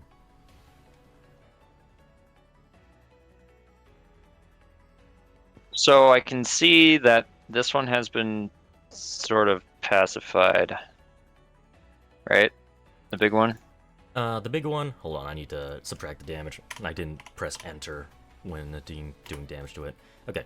The big one, it still looks like it's angry. It looks like it's angry Oh, and it's ready still to angry? attack. Yeah. Okay. Then the fish, are they still like swarming? Or they? You said that they were kind of Oh, like going through the those- deck into the clouds. Are they kind of dispersed at this point, or are they still there? Hold on. Did I ever add these things onto the turn order? I don't think I did. Shoot. I don't think you did. Let me just add. I'm just wondering. They did Okay. not. So. Are they like okay? What would they have been doing? What would have they been doing? You Mhm. still wouldn't have actually seen them. You wouldn't have seen them at this point yet. Oh, so they're still below decks. Yep. Same with the baby Okay. whale. Yeah, I'll put them on the display as well. They're schooling around it. Yep. Okay. That was what the baby whale was saying. It's like, why are there these fish everywhere? Oh, I thought he was just being like maybe there's a few of them. Okay. Because it's like in the general area that you said that there's a bunch of fish because we're next to a fishing trawler. So I was assuming it's that, but not the whole swarm. Okay. Well, that's two problems that are probably okay right now. Good. But Mama's still angry, so we're gonna have to deal with this. Oh my gosh, I have a speak with Dead and I need to think of my question. Okay. I will attempt to try to be as calm and soothing as possible, trying to portray that seriousness, but, kind of that not, everything will be okay in the future. Right now, maybe not things are okay. We need to kind of focus here. So, more just like a parent sitting down with the kid and telling him not to do something stupid that could hurt him. So there's some care in there. Okay. Specifically directed at the baby whale that you can't see. Yes, Right now. Okay. yes. That all I'm just getting is that I'm getting it's turned from being a murderous creature. That's good. That's something that's there. Is there anything that's trying to get into its mind at this point? Like it's flipped. Is there something that's trying to like reinstate itself? Chances are, since every time the whale song has sounded, you feel something, and it gets stronger based on proximity. So chances are, if it's still in the ship, it's probably going to be affected.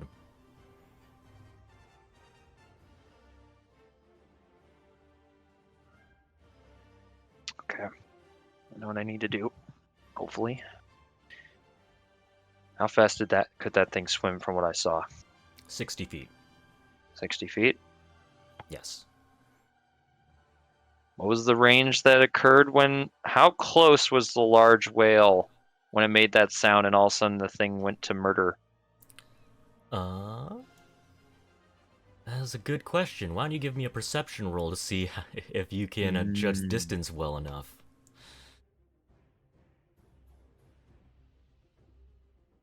Okay. I think that would be good enough. Let me just pull up the I'm kind of ability. yeah, I'm kind of looking for the range on that.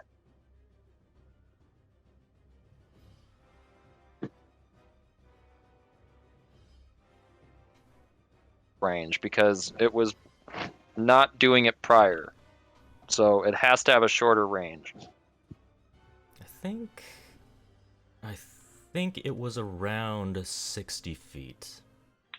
Perfect. Yeah, I believe it was standing right there, so it would have been around 60 feet. Ah, perfect. Okay. All right, cool. So, taking my best to calm down, I will begin speaking to the baby whale. Do not be frightened at this point. I am here to guide you. This place is dangerous. There are those who would hurt you here. Those that you see around you, they are your part of your guide at this point. They shall remain with you. But you must leave.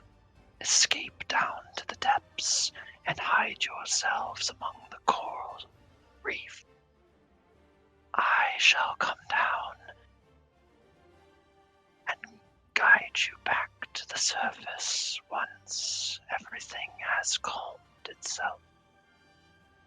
Okay, okay. Make.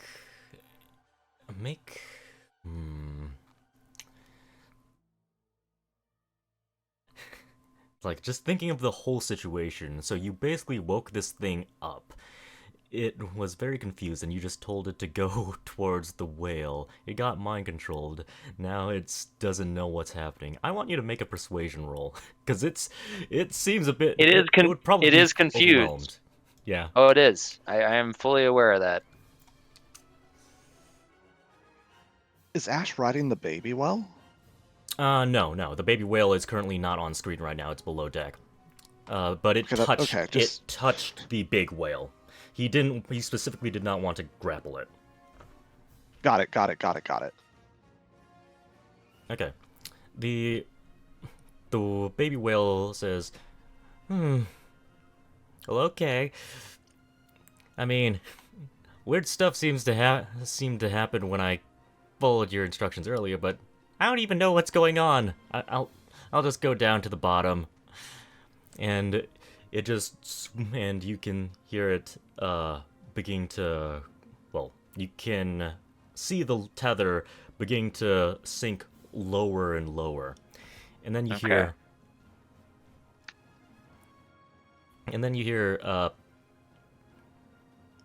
what's this big bone thing down here? Should I be worried?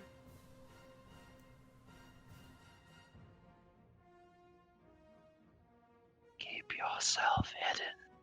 The one that I told you to approach. I was mistaken. I was hoping for a reunion, and instead, someone far more bad has taken control. I do not wish to see you in that state.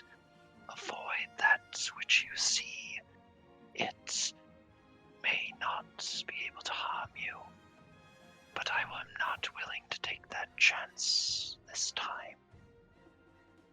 Wait, are you referring to the whale that you currently see? Yeah, I'm talking to the big one. Like, I know that's probably gonna be its. So the baby whale is basically remember that the whale in front of your ship isn't the only thing to worry about. There's also the other thing behind. I'm saying like avoid that thing. Avoid that thing. Okay. Avoid that, but also avoid the thing I told you before. Like, avoid everything. Just the baby don't whale worry says, about it. Baby whale says, but it's kind of already looking at me.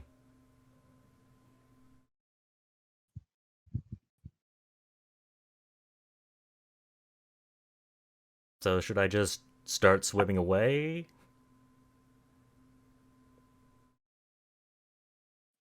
And when there's an extended hesitation, it just starts swimming. You see Oh the my lid start god, swimming son further of down. a gun!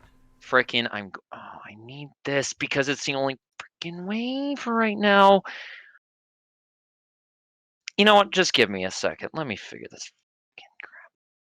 God almighty. Why do I have to deal with? I think Zoid's having some minor tentacle issues. What? No, not that. Sorry, I didn't. No, I was trying to get the information off of it. Sorry, I'm not casting that because it's not going to do anything right now. Okay. You know what? Freaking screw this. I'm so tired of having to deal with this crap. You know what? Fine. You know what? I need this for right now. Frick it. It's going to deal like 68 damage. I need to give it a bigger target. I'm going underneath. Frick it. I'm jumping. Okay. Yeah, I'm jumping over the edge.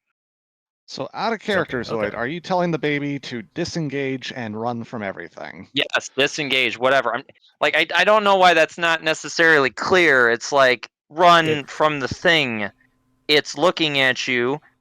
Okay. Yeah, it's Why is basically why is it looking at the okay. I need to take off my glasses for a second because why is it not after the boat? Why is it just randomly being around and irritating my plans and not after boat? That makes no sense. Okay. Well, whatever. It's like 60 feet below and it's going to there's tons of other fish around, but for some reason this one thing is going to be the thing it goes after. I mean, Like is it saying that it's it going was after it or is it looking at it?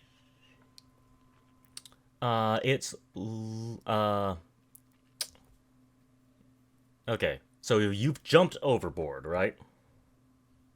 Because you might be able to get more. Yes, I've jumped overboard. My goodness, I don't understand why it's there. That makes no sense. You jump over. There's Okay. Yep. So first off, you. Okay. I'm just going to bump up the Wailing Spirit up to being at the same term as you. So the Wailing Spirit, you can. So you jump overboard. You see the wailing. You see the baby whale just slip out through the bottom of your ship. It's glowing a bright neon green. You don't see whatever that giant bone creature is. And just a reminder for that bone creature, you did know there was something in its mind as well that might have been controlling it. That necromancer-esque looking guy. When you said it went down, you meant it went down to the ship, not the water. It went because that would indicate that the bone creature is in the ship, not in the water. Indeed. Oh my god. I thought you meant when it went into the water that it saw it. Nope. I'm being. Okay, well, I'm in the making water the now, baby. so. Yeah. Yep, you got that. I'm in the water now. Whoopee. Yep, the I baby might as well just is sink down to very the big. bottom at this point. Oh, man. Okay, that's fine. I'm just going to You're in watch the it water. go down. Yeah, I'm in the water. Yeah. All right, I think that's the end of my turn because there's not anything I can do at this point, so. Okay. There is a bit of rigging at the side that you can climb up. Currently, you cannot see whatever that bone creature is, but it definitely did see whatever. It definitely did see the baby whale as it left through the front. And I might as well move it as well. So it's running away from the bone thing, and then it would see the whale and probably move this away. Move you over to token layer. So now it's over here. And I should probably give it light as well, because that got removed. Greyfield's still out cold. The whale's already done its thing. The female deckhand, those guys are getting something from the other ship.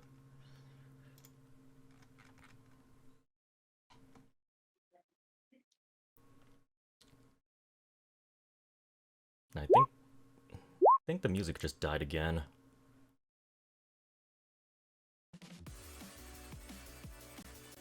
There we go. Actually, at this point... no. It's gonna take one more turn. Take one more turn.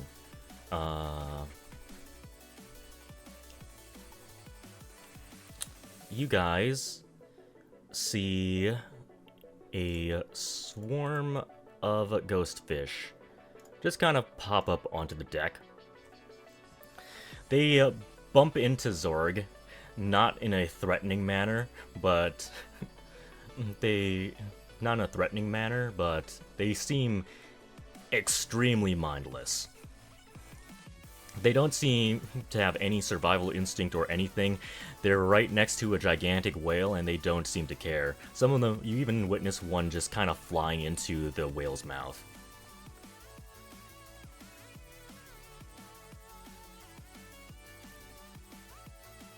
Does it come out of the mouth? I mean, yeah, it's not the whale's turn, so it goes into the mouth and then it flies out of the mouth. Beautiful. Of course.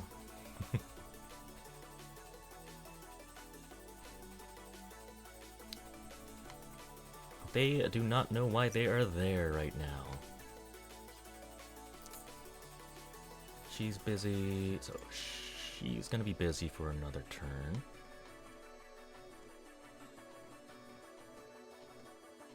Okay.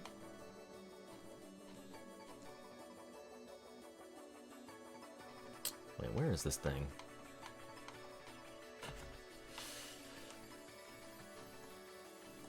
Oh boy. There it is. There it is. And it should. Up in the sky, you finally notice something glowing that you've been looking for, but it's not what you are looking for.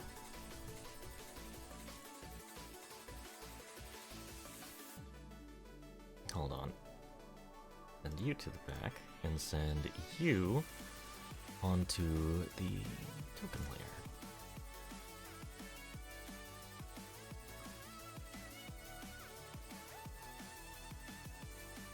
And now let me just...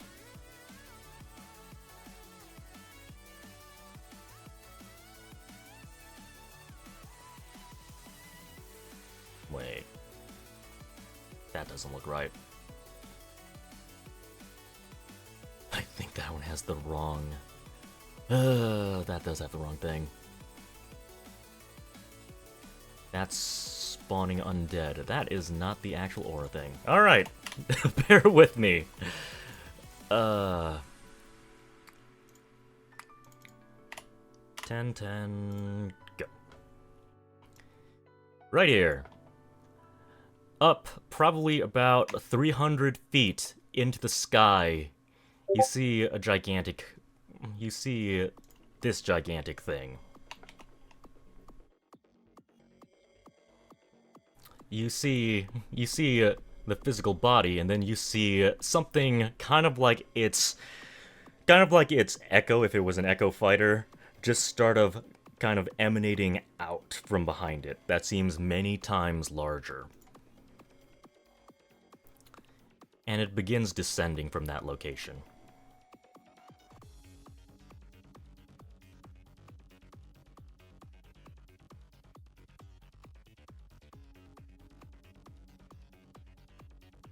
Alright. These people are currently locked up right now. And now we'll settle all the NPC turns. So, the first mate orc, he looks up and he looks at the whale, and then he notices the big thing pop up from the sky, and he says, "What the hell is that?"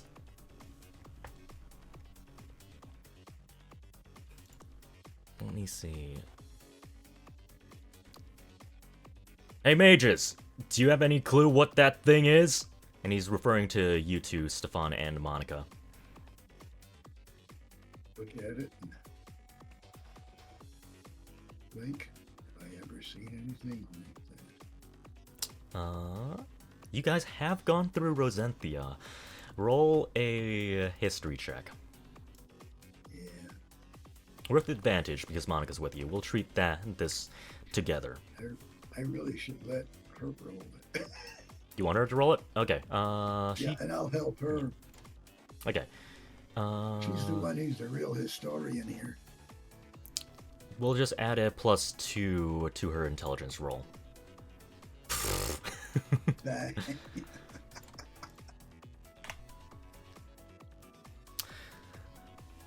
Oh! She flips to page 912 in her book and says, "That's what it is."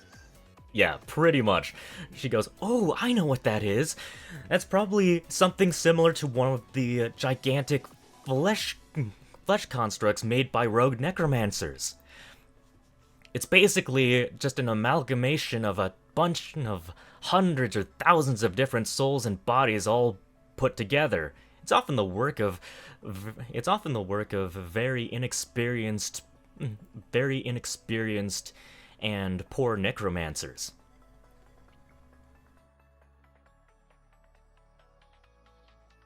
Is it vulnerable to anything? She starts flipping through the pages.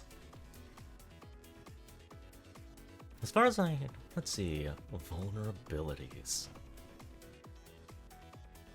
Hold on. Vulnerabilities.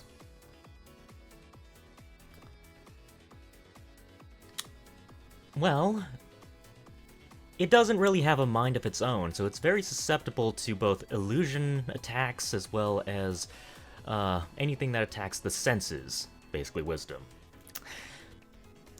It's also extremely slow as well.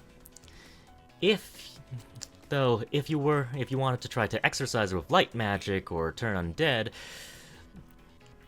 it would likely have an extremely powerful effect. Much greater than a ×2 damage, since there are multiple undead souls inhabiting that single body.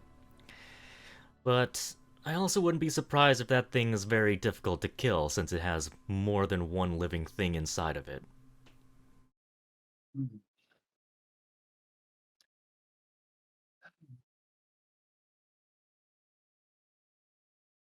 Not a very good prognosis.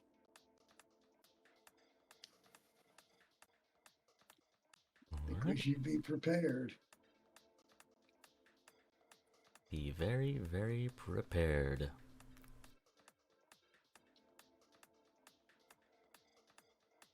Now that I think about it, I don't remember if any of you have those crowd control spells like Hypnotic Pattern. That might be a 3rd level spell. Yeah, don't have 3rd level spells yet. We're still level Okay. 4. Well, not after this boat adventure. That being said, she also mentions that these things typically are a lot slow, like their zombie counterparts. Alright.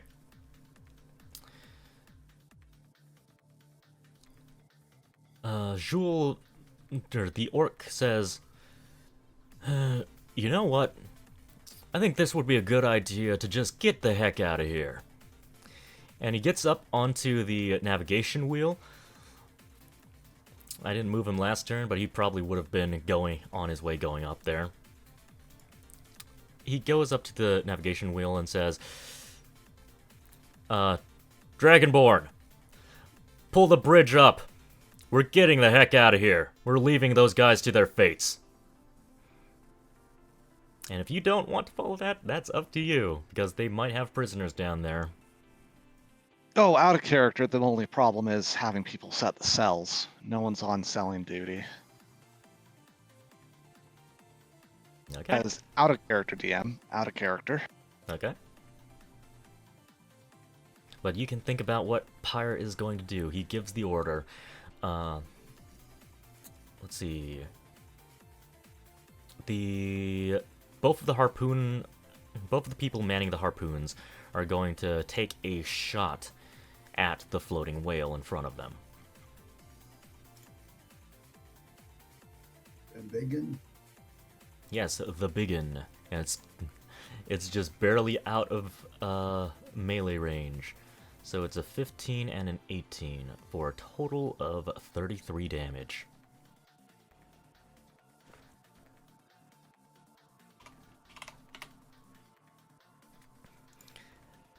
Drugel feels a little bit restless. Secret wants him to fish to catch the lightning shard, but seeing that you're under attack by a giant whale, he throws down the fishing rod for a moment, lure still bobbing in the ocean. And he is going to... In fact, I'm just going to have him... He will have he'll be equipped with some of the whaling harpoons, the throwable ones, not ones loaded into the ballista. And he's going to throw one, but he's actually going to inspire someone. And from the sounds of it, he would have heard the plan to break mind control, so he's going to inspire Zorg.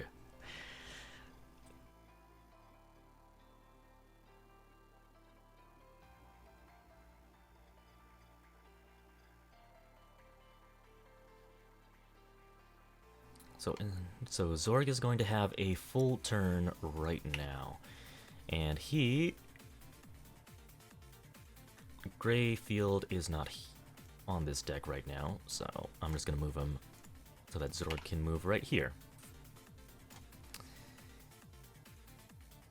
And he is going to break mind control. He's going to use the Mark of Nile.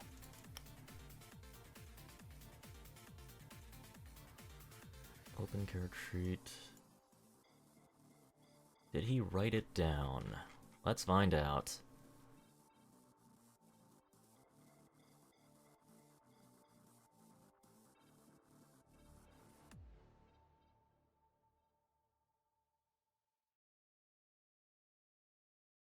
Whoa, okay. Okay, so he begins to invoke his Mark of Nile. You can see a red glow somewhere on his body. And the giant whale that was bearing its fangs, you can see it just start looking around confused. Then you can hear a very confused, much higher pitched whale song. It's also blinking the eye that just got hit with an Eldritch Blast just a little bit more sharply, but it definitely doesn't look like it has any clue what's going on here. It just kind of looks around awkwardly at everyone. And then Ash, it just kind of brushes into you, and then one of the harpoons just kind of taps into your side. And then it starts tapping you with the harpoon, as if gesturing for you to pull it out. You can't pull it out right now, though, because it's not your turn.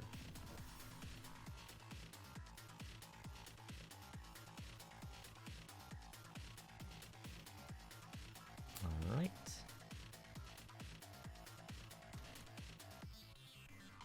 That's all of that. I don't think Zorg would do anything else. In this situation, he's probably not going to rage.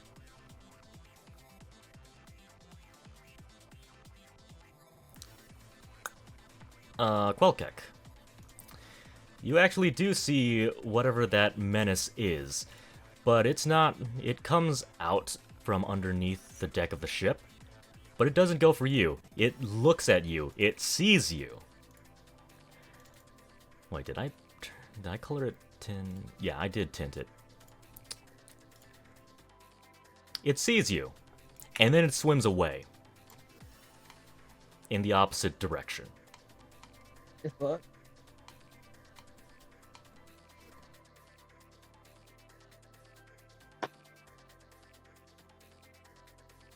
Indeed. Indeed, the fuck. The ghost fish are just kind of swarming around aimlessly. The baby whale is swimming out of there. The adult whale doesn't look hostile anymore and seems to want the harpoons that are currently inside of it. They didn't pass through this time. They actually embedded themselves inside this whale spirit thing. It seems to just want those harpoons pulled out. And whatever that bone monster is, it doesn't seem to be interested in anything. It's just leaving. Beginning to leave.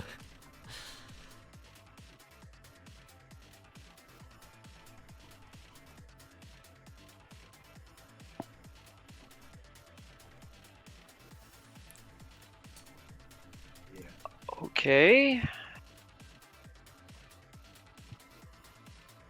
Indeed. Indeed.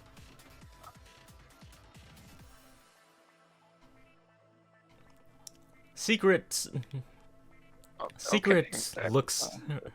just looks around, and he says, "All right, are all hostiles taken care of, except for any points up to the sky, 300 feet in the air, except for that thing, and probably the ghost ship that's probably over in that direction too. I think we should just get out of here."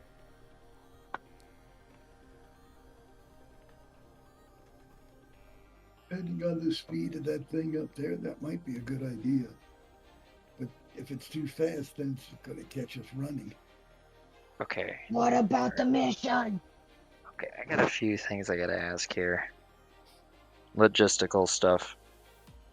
Are we moving? Are the ships moving? Yeah, the ship is beginning to move. You still have If the opportunity, ample time to grab the rigging and pull yourself back up. Okay, so we're moving. It's moving towards us from the front. We can't turn over to the left or right because it's already what? The turn radius of a vessel at sea. How fast are we moving in terms of knots? Average. You guys were stationary, but now you're letting loose the sails more than likely and just going. We are not gonna outrun that thing. We're not even close to being even in a turn radius. Yeah, that thing's catching up with us. This is not. The thing's catching up with us. It's Better slow. question. It's slow? Yes, How Monica fast do you stated that think it's slow. How fast do you think a boat is that's just starting out? It's not going fast. Actually, if you want to ask in my game, I'm actually going to give it a faster move speed because most of the time in these games I like to give it at least 60 feet movement. It's probably going to have somewhere closer to something like 50 or 40. I was about to say, like, are we even with the wind? Are we against the wind? Also, what has changed? There has got to be an environmental aspect that has changed here. The ghost fish are still around? Like, Yeah, they're still all the active. ghosts. All the ghosts Zombie are fish, still around. Still there. Yep. And the thing moved away. A thing with about 200 health has moved away from the vessel, and the thing's still coming towards us. None of the other creatures are running away. Has there been a change in, like, aura? Has there been a change? There's got to be a change here that's not just... When you If I heard, may, I when you- believe what happened is the well had the mind control broken, which means all the undead around it is no longer under the influence of the big scary thing in the sky. It doesn't make sense, but the DM's suggesting we run. That's what I've gotten so far. Am I wrong? essentially, yes. Zorg used the Mark of Nile to remove mind control, and it removed mind control from the Wailing Spirit, and the Wailing Spirit seems to have been controlling a bunch of other creatures as well. Presumably also including that bone monster, which now largely seems uninterested in anyone. Can I connect? Oh, I don't have any spells left. Because I waste them on the whales. Well, I mean, you can still connect to that big whale, because it seems to be friendly right now. Yeah, the big whale. Okay. Yeah, I'm going to have to deal with that. The thing, because I would like to be the bone serpent is, because it's the only skeleton that we've seen. And it's not a whale, which means that it was a different creature. So I don't know if it's a passive. I think I asked before if I knew what genus and species it was, and I think you said it was just like like an average lake monster or whatever. So, not very high intelligence, right? Did I make a nature check I last don't time? remember if you asked it in private. I don't think the topic of species came up in our solo session. I don't think it did. Either way, I would have told you that this seems more like an amalgamation. Oh. Wait, but wouldn't that mean... Okay, you know what? I'm just gonna take this information and run with it, because yeah, we should probably leave. But I need to deal with the ghost whale right now. So I'm going to... You know what? Is it corporeal enough that I can actually ride this thing? Yes. I'm gonna let go of the boat. I'm just gonna give Secret one last bit of like a heads up, stating I'll meet you on shore. And then I am going to let go of the boat, contact the whale, and essentially, while the rest of the party, we'll kind of do this in the background. I'm gonna remove the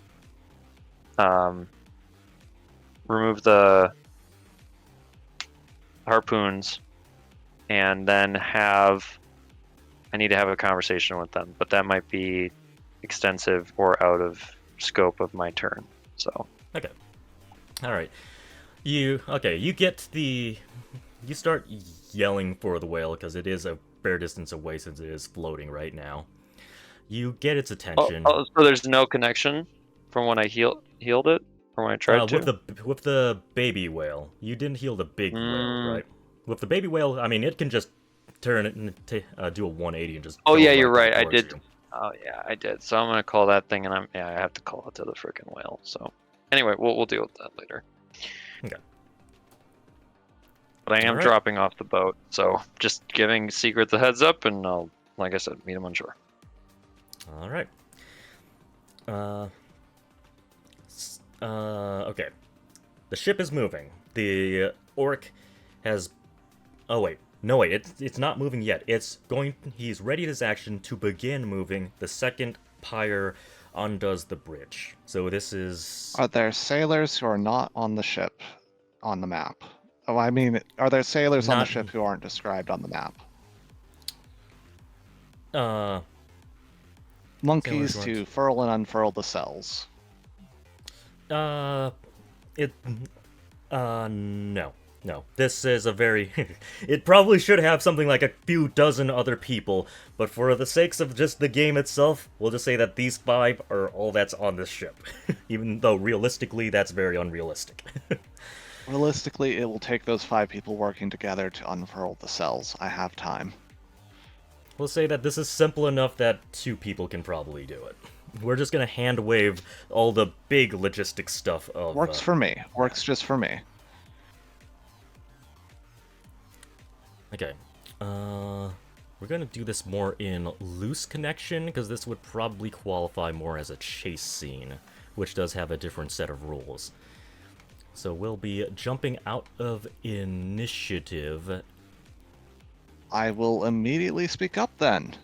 Pyre does the thing he was going to do. Okay. DM, I want to take the fire from this ship and put it into that light. Oh. Oh. Oh, that's quite I am the feat. You not are a releasing the demigod. fire. I am weaponizing it. So when we inevitably lose the chase, we have something to help us. Okay. If you still have a Mark of Zygon left, I have plenty. I also have Okay. spell slots. Okay. I'm gonna say, how many Marks of Zygon do you have left? 4. 4. You still have a And full I have 4. 2 spell Okay. slots. Okay. I'm gonna say, taking all that fire and traveling at that great of distance is gonna cost you 2 Marks of Zygon. But Fair it is enough. possible. You can contain it within your magic lantern. And you can unleash it in the future.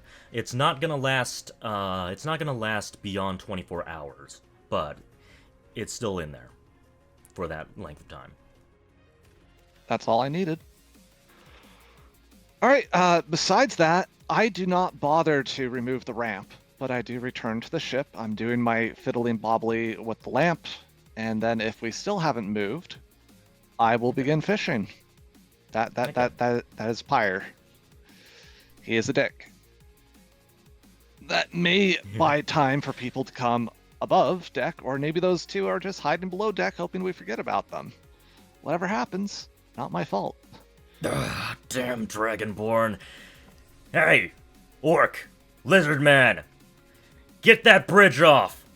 Okay, but before you guys do that, before you guys decide, the 2 of them arrive above deck, and I don't think I actually added tokens for that.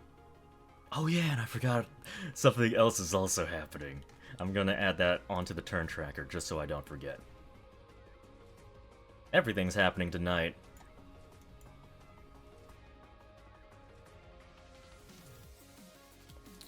As soon as I find the turn tracker, because apparently you lost it.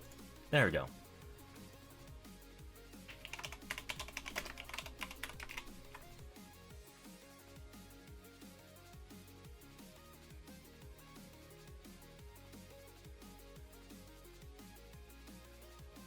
Let me just add that to the end.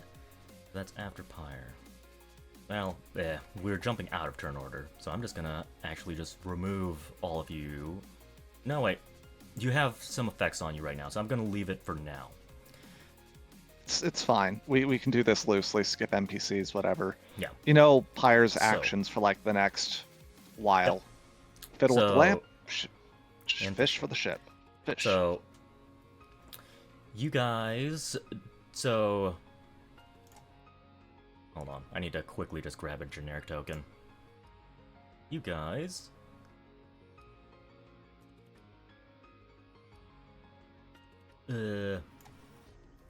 see them drag out some ragged NPCs. They've got some bruises on them. They're just wearing just simple rags, simple tattered clothes. It's about 5 different people. They go back above deck and they start making their way over to your ship. And unless anyone wants to, unless Ash and Zorg wants to, I'm not stopping them. throw I'm the literally bridge. lost Yeah. interest in them. So Ash, this is your call. If you want, you can loose the bridge, leave them for dead, and try to outrun it. Otherwise, you can let them all try to board. It will cost you a little bit of time for the next segment, though. Ash is riding a well. He's not riding a whale. No, he only touched it. Everybody my wants bad. me to ride the whale. Ride the well! I just forgot your spurs, otherwise you'd do it. I know that. I know my name is Ishmael, but that's not my Moby Dick.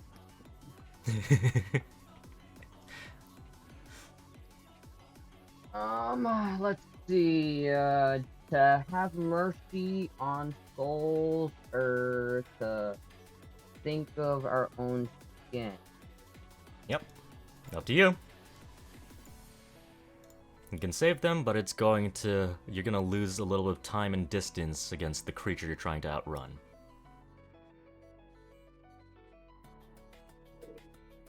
I know you can't save everyone.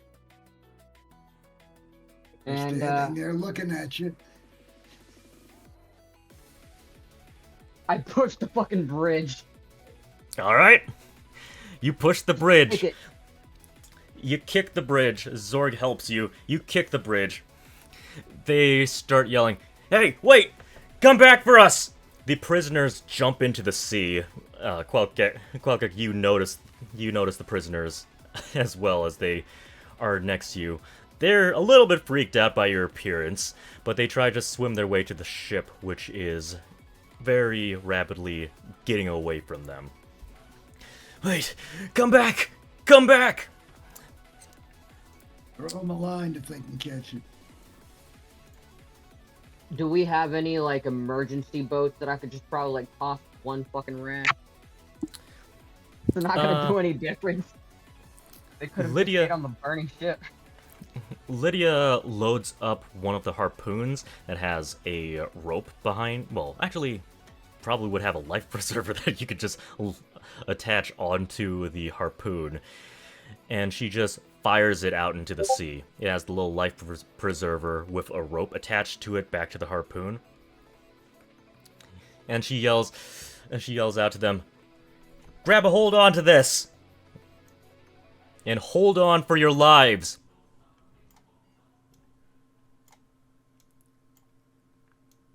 The 2 other Some of you deckhands. might lose Yeah. some arms, but that's a sacrifice we're willing to make. Okay.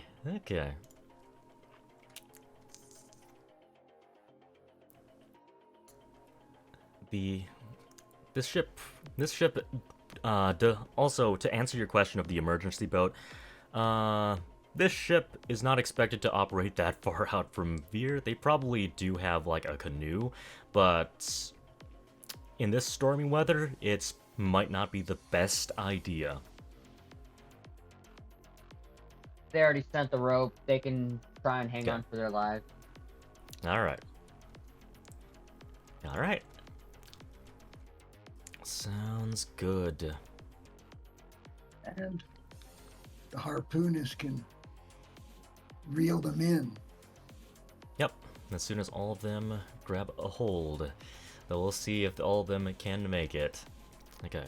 So that's that situation, the ship is going to be sailing away. The two deckhands on that ship choose not to jump overboard. Guess they're wearing armor. They're wearing armor, and I don't think anyone picked up their weapons, so they just pick up the weapons, and they're probably going to go up to and just sail away as well. But who One knows? of them Maybe they're has a going. weapon, the other doesn't. Ah, so someone took a weapon then? Yeah, I cut the harpoon with it. Oh yeah. Never okay. dropped it. There's plenty of weapons laying around.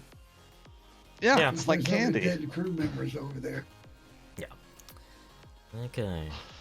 Actually, that is a good question. There are two of you now, so I'm just going to roll to see which one this thing is going to target. It goes after you guys.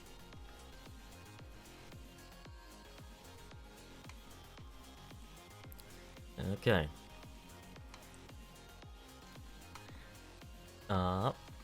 Alright. So, full sail ahead. Secret tells Droogle to throw his fishing line out.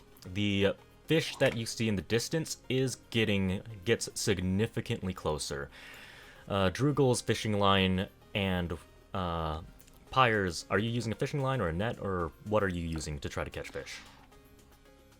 Oh, how far down is the fish? It's practically at the surface, just underneath the surface of the water. Alright, great. I am using myself. You're gonna jump overboard, okay. I'm gonna zap it and jump overboard. I got this. Alright. Just bear in mind this is stormy weather right now, so you'll need to grab onto that harpoon life preserver as well. I am the chosen one. It'll be fine. Alright, knock yourself out, Pyre. Okay, so, let's see. So you're going to jump out. So you're going to wait until are you going to wait until it comes within range? I believe it is within range. 60 feet? You mean in range of my jump? Yeah, in range of your jump, basically. Because it is 60 feet out right now. But I will move it closer if you wanted to wait. Yeah, there's no reason not to wait. Okay. Well, it goes... Droogle's fishing... If you want the glory for yourself, bear in mind Droogle's fishing line is 20 feet away, so it'll be right here when it runs into Droogle's fishing line. Great. I'm zapping it. Alright. Thunder Gauntlet. Oh wait, no. The other one. The lightning... whatchamacallit, right? It's... Oh, my bad. Can't tell with this tiny print. Can't tell with the tiny print. Yes, it would have been a lightning launcher. So it's 1d6 plus 5. Okay. That was a 1d8, so I could re-roll the 1d6. 26 plus 5. Yeah, just roll a 1d6. Yep. Okay. It did Okay. 6 damage to the It fish. looks unaffected. It looks unaffected by the lightning. Alright, yeah, that's fine. Science. Yep, it did tank a lightning bolt and acted as a lightning rod earlier. The Yeah, fish... it's fine. Yep. So the fish begins biting on Droogle's fishing line. And within a short amount of time, it actually bites down on the line, and you hear Droogle's line begin to reel out. As you guys are desperately trying to get away from the gigantic monster up in the sky that's slowly descending, Droogle is struggling to catch this strange fish. Okay. We're going to leave that for another turn. Okay.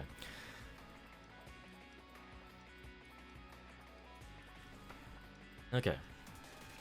Since we're in chasing, the actual move speed only matters somewhat. You can still outrun a faster creature just because I'm gamifying it for right now.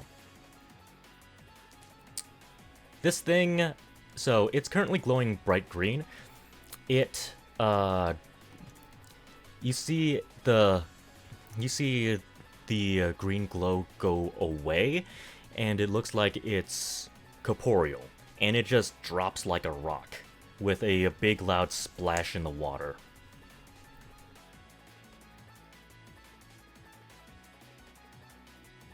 For those of you without a long-range dark vision, you actually would not see it. Stefan's familiar would still keep track of it while it's within range, though.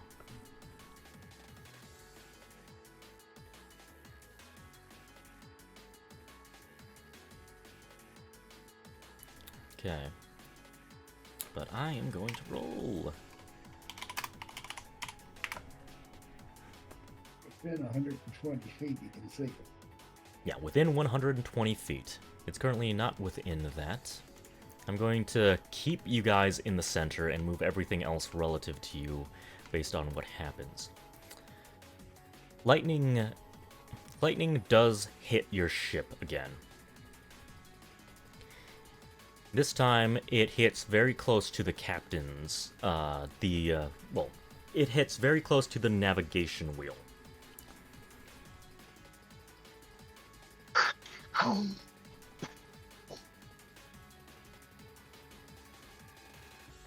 on. I'm gonna move your ship back onto the token layer. And I'm also going to remove the ship down below, because they're irrelevant now. You could just see their fire, the fire of their ship still burning off in the distance. Unless I didn't capture all of it. Cool.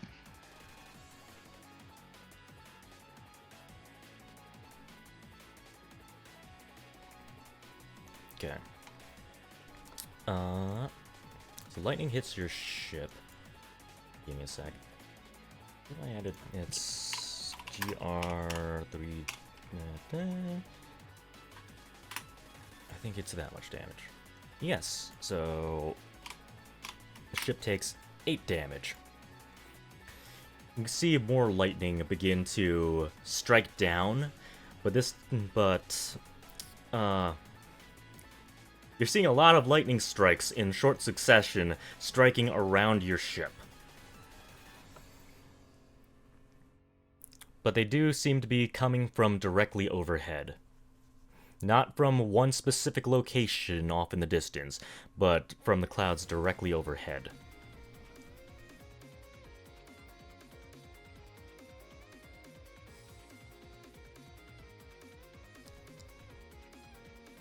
Let's see.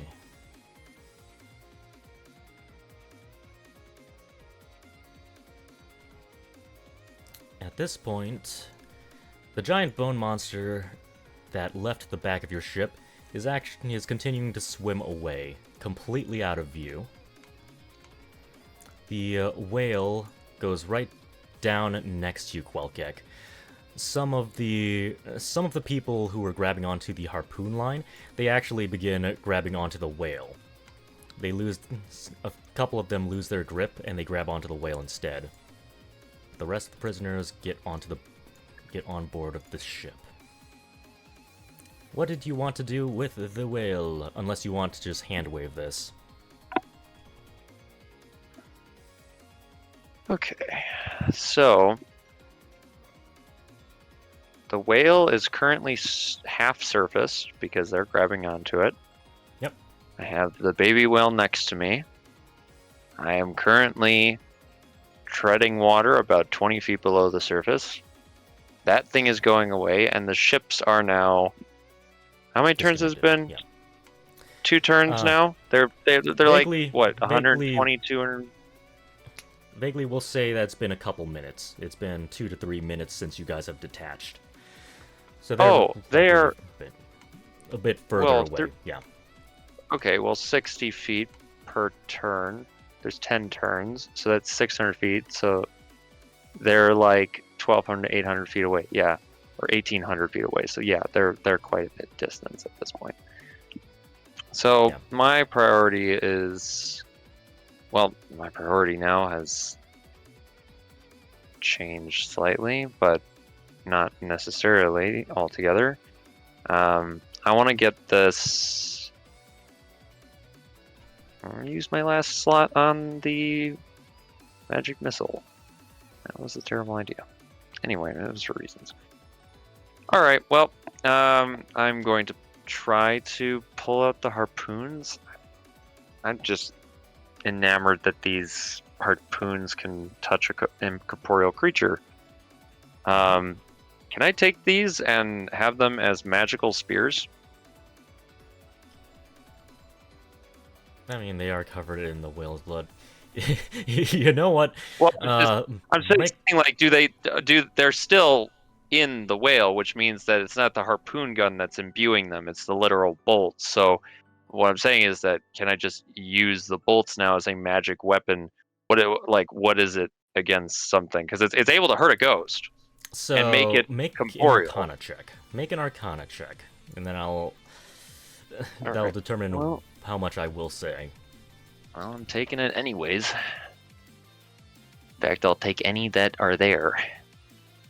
Also, how does a fishing trawler have bolts just on hand that are able to do damage to an incorporeal ghost? I'll answer questions after the Arcana check. Okay. Alright, Arcana check. Here we go. The bolts themselves are not magical. Instead, the unusual thing is the unusual thing is the whale itself. From your knowledge as a cleric, the gods in this world have a tendency of bending rules. So chances are, if what Secret said was true, that whatever's up in the sky, the floating ghost ship and its captain and the necromancer that you saw when looking in the bone monster, chances are he probably does have some sort of godly power, and that godly power likely bends rules in some ways. This whale itself is not actually a ghost, but you saw it turn incorporeal. You give it a look over. You touch it just to make sure, and it is definitively not anything like a shadow or a wraith. It is definitively not a ghost. But it did turn incorporeal. It is a living whale. It is an undead whale. So it's a zombie. It is essentially a zombie, but it is corporeal. It is supposed to exist in the material world. It's not like any of the spirits you have tried to connect with or interact with. What about the baby whale? Oh, the baby whale is actually dead. It is an actual ghost. It's an actual ghost. Yep, it's a legit ghost because you pulled its soul out. Yes, it's a legit ghost. It was not shot. It was not shot by Also, harpoons. we harpooned it. No, because then No. I'm talking about its body, meaning that if the soul was still in the body, it'd be a zombie baby whale. Okay, well at least that answers part of my question. Okay, so it is corporeal, but the ghost kid is not. So he is not corporeal, which means the spears do nothing to him, right? Due to the funky thing where ghosts can take half damage from physical things, it probably would pass What? through him a little bit. I thought they're immune to non-magical weapons. Not in 5th ed, I believe. Let me just double check. I think a Wraithis can still be affected by it. It depends on the undead. We're Yeah, in it a depends homebrew on the setting. undead. Do whatever the heck you want, DM. I suppose to definitively answer in this setting, you can hurt incorporeal creatures with physical things. It's likely half damage. Some of them you obviously can't harm at all. It will depend. But in general, half damage.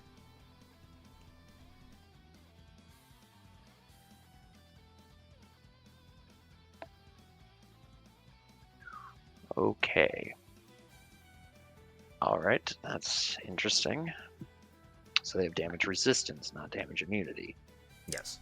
Okay, so the ghosts are there. I can't talk to the big whale. I can talk to the kid. I mean, you can try to I wanna connect ask your the- mind with the big whale if you want. I It don't seems friendly. have. Is it actually friendly? Like actually willing? Because I don't know. I don't know how that works with animals again. Because otherwise, meet a dog You that's. can try.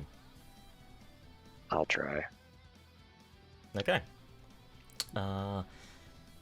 Takes 1 minute. You go through the same process of trying to connect minds with Secret, and you connect. All right. I have this.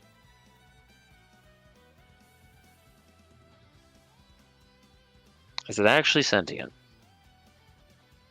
Am I Yes. getting that from it? It's actually sentient. Okay. It telepathically communicates you now that you can communicate with each other, and the whales are intelligent. He says, thank you for pulling those harpoons out. But what exactly is going on over here? All I remember was beginning to fade away due to old age, and now I'm suddenly alive and feeling better than ever.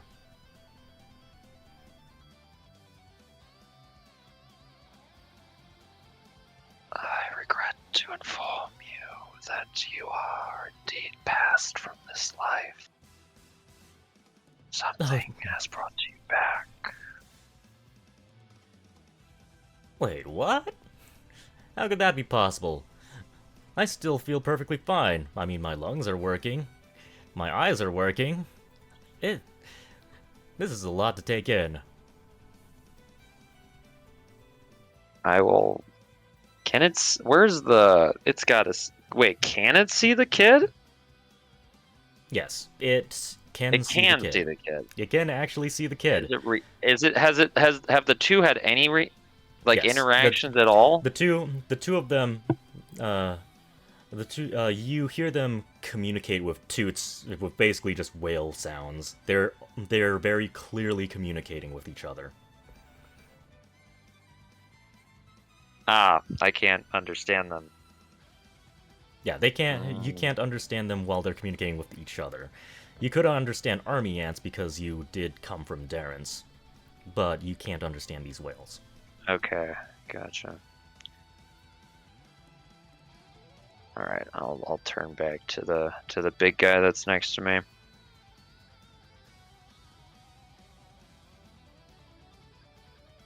Regardless, state is the same. I would imagine that others of your species may find you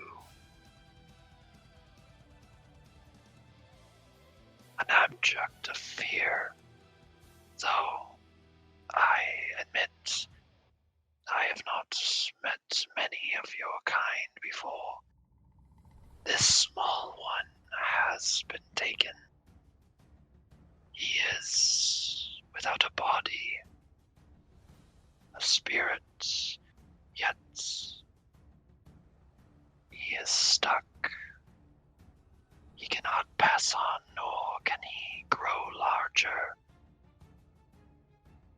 He will remain the same age until such a time as he passes, or perhaps he will never.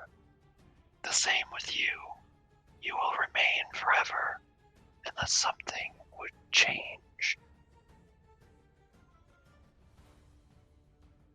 I would think that the two of you should travel together.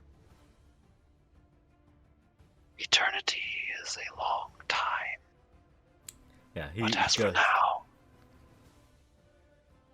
those that are upon your back, the creatures there that cling to you for life, I would ask, in repayment for my kindness, that you return them to shore so that they can walk again on land.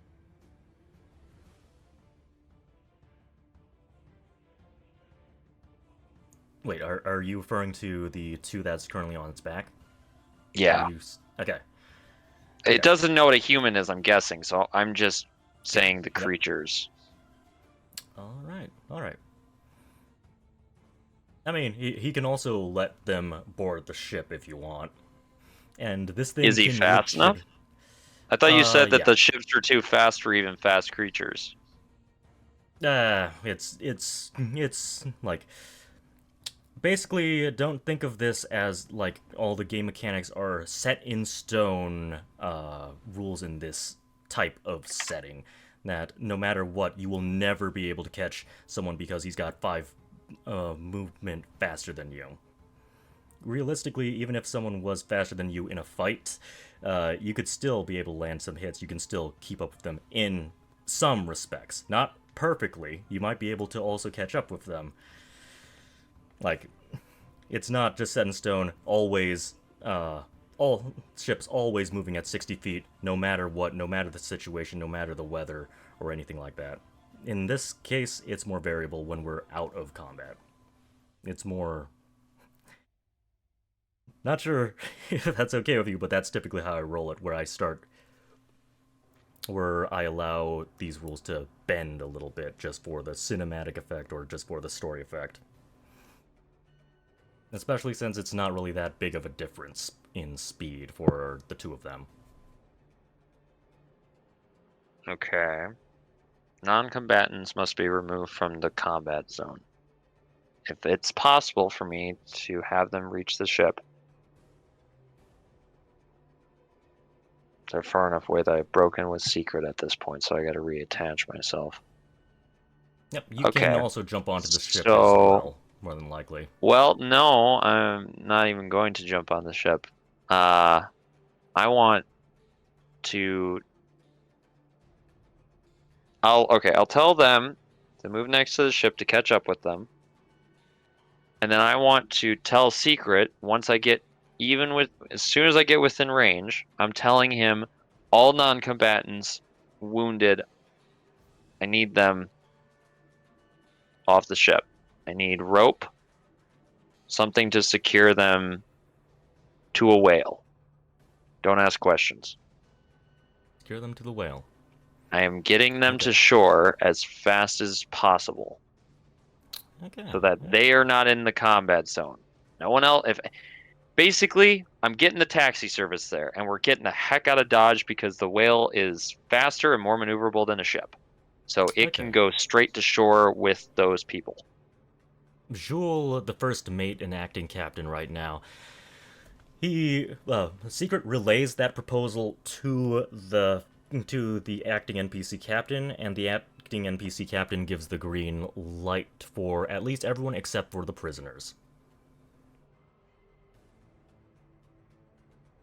Except for the prisoners? The pirate prisoners. Or are you saying the prisoners Yeah. that were on the pirate ship, or the pirate prisoners? The pirate prisoners, unless you want to think out the logistics of binding them and binding them onto the... No, I'm just Will as worried well. about their. Okay, so there's the prisoners that were on board the pirate ship, right? The pirates who surrendered are Pirates who staying surrendered, on yeah. in Oh, combat. Yeah, I don't The care about prisoners them. of the pirates are going with the well. Okay. Essentially, yes. Yes. Yeah. Sorry. I need to get better at Civilians. figuring it out. There are Yep. civilians here. The civilians are on the whale. Pirates are on the ship. Okay, good. Civilians on the whale, tied down. I'm getting them to shore.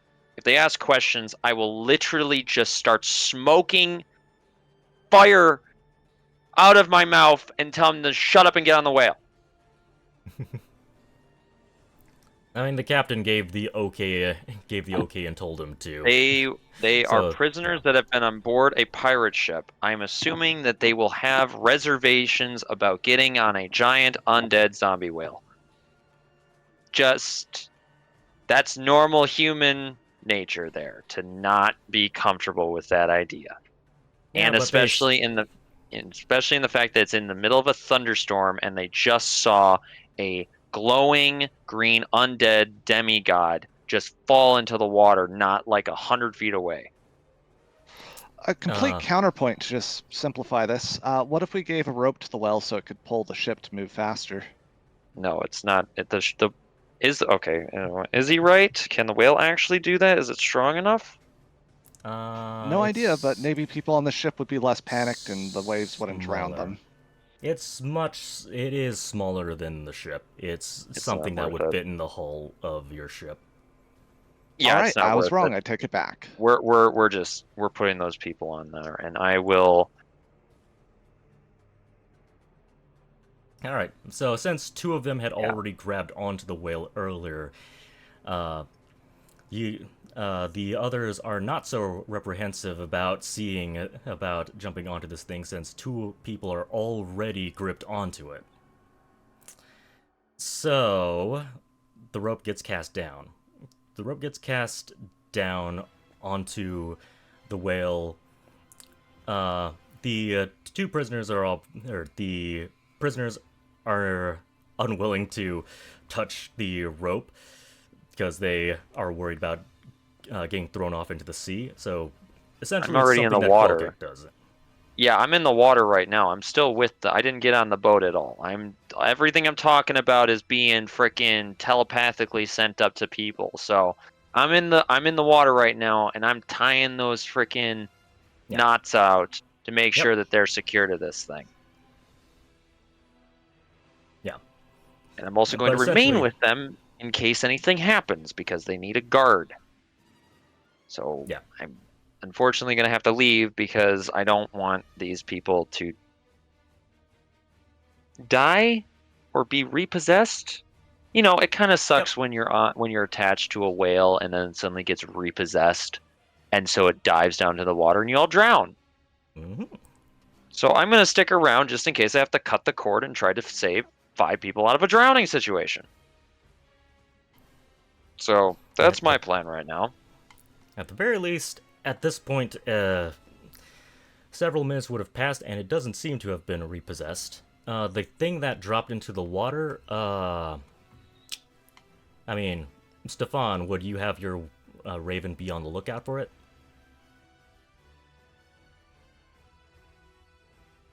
John? Sorry, I was muted because I was eating something. Yeah, we would have it watching out for it. Okay. You have actually not seen it at all. After it hit the water, it disappeared, huh? Seems like it.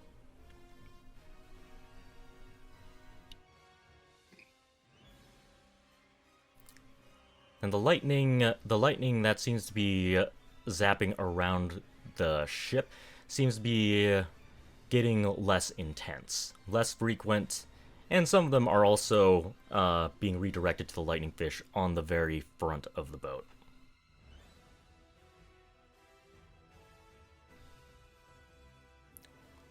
All right. So yes, prisoners secured onto the whale by Quellkick. Yep. Okay. I magic missile the fish. You magic missile the fish. It's currently on Drugel's fishing line. Yeah, let's make it an easy fishing trip. Okay. Roll magic missile, and then I want you to roll me a 1d20, and do not roll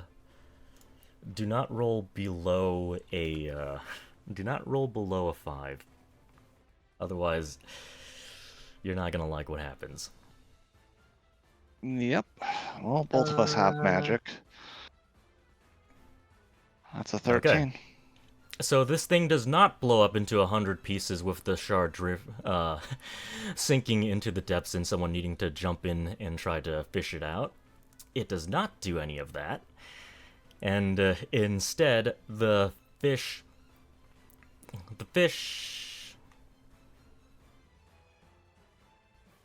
I don't think it's conductive. I don't think a fishing line is conductive. So you see some lightning bursts begin erupting out of the fish with each magic missile hit. It looks like it falls a little bit limp, and Drugel fishes it up. Great. I try to snatch it from him before he gets it to his hands. I am going Make 100% dick mode right now. Sleight of hand check.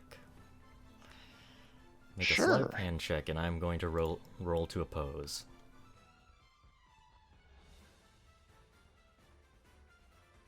Oof.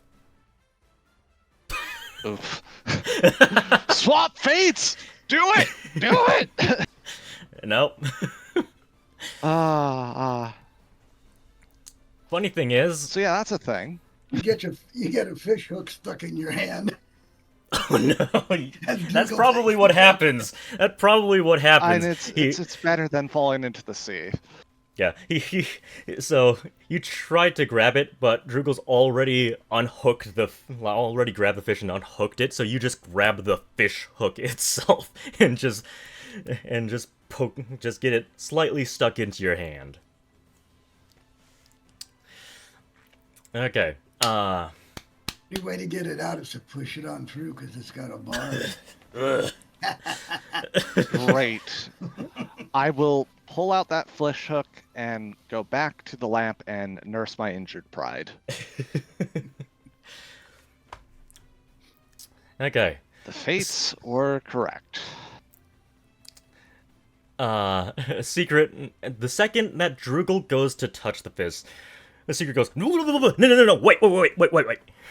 And he goes, give the fish here. And Drugal's a little confused, and he tosses the fish over to Secret. I'm not sure if he would have actually remembered. But lightning shards have a tendency of electrocuting people the first time they come into contact with it. And with, at minimum, 3 shards... 3 other shards, this would be a far more stronger electric shock. Alright, Secret has the fish. Job accomplished. Drugal gave it up for free. Okay. Because Drugal has absolutely no idea. You've only given vague hints that he's going to find his fortune out, or find what he desires out here. Could still be the wrong fish. Could be. Sunshine wins. Storm 0, Sunshine 1. Being nice is the thing.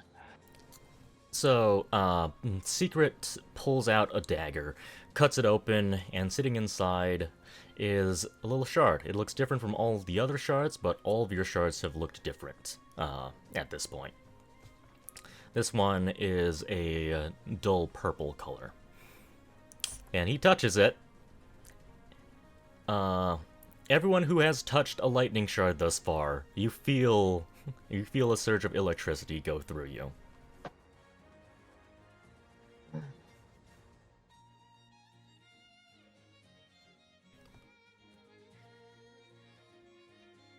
And that is that.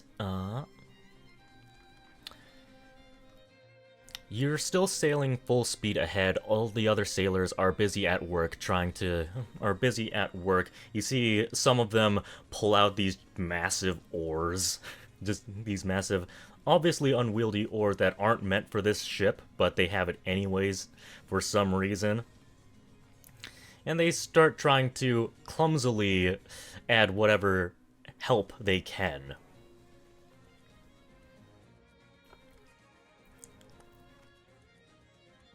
For the rest of the night, it's actually very uneventful.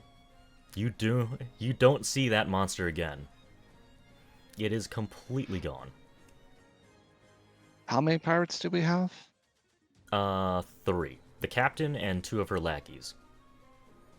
Does anyone actually care about the pirates? I care about the captain. The NPC that says that he wants to take them in alive and turn them in to his boss. Probably wants to have a few words with them. Yeah, only his boss is an outlaw.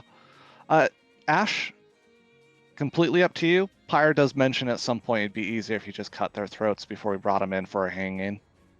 By boss, he's referring to Nathan Veer, the ruler, well, the figurehead of Veer.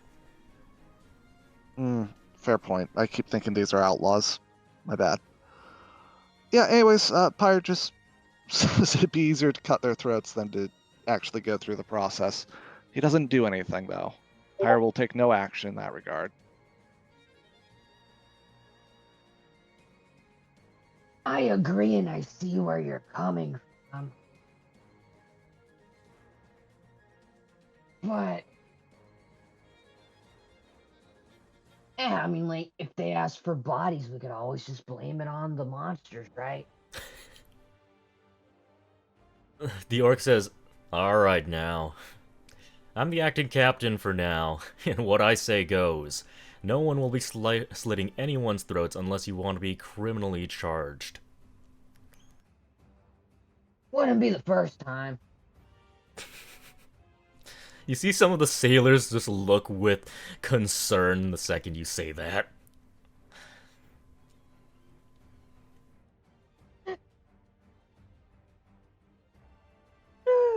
Hey, don't give me those looks. I wasn't the one that got arrested.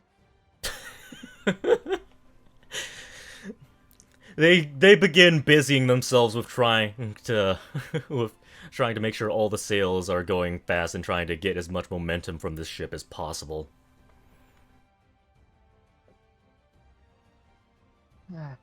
They are pirates, though, right, DM? You know, I bet they don't need their fingers. You know, They they don't need their came fingers, Ash. masquerading as I Masquerading as am the town dealing guard. with prisoners, and this is the kind of thing I leave you guys with. I am gone for 5 minutes. I'm getting people to shore to save them. I turn my back, and this is the kind of crap I leave you with. I am going to send you to the hospital and then fix you myself. Again. Okay, Mom. Party Do is we make actually it back murder. to shore, DM? Party is actually murder hobos without Secret being the dad. You You're know gonna have what? to be pretty the much. dad. There's Zorg, there's Pyre, there's Ash. They're all murderous. John, I need John. John, you gotta understand this. You gotta. they're You not gotta. they're not nice people like Stefan. No, John, you don't. No, you don't understand. You need to take the mantle here while I am dealing with the prisoners. Stefan is a citizen. watcher. He just watches. Stefan Doesn't needs matter to. whose blood it is, it's not on his hands. Stefan needs to take about about the 500 more years he's got in everyone and start acting like the adult in the room. Do we make Anyway. it back to shore, DM? Anyway, I'm done with my rant. Yeah. So, the you make captain's it back still to knocked out, or is she just tied up? He's just knocked out. Towards the end of the. I was talking about the female. Is she not a captain, or was she a Oh, she's actually awake now. It wore off. It wore off a little, Alright. a little bit after the encounter, and you can hear a little bit of knocking. The goblin slave is still sitting on top of the head of the barrel. Admittedly, he doesn't weigh that much. Maybe at most a 50-pound weight. Probably less than that. When you're cramped up in a barrel, it's hard to lift. Yeah.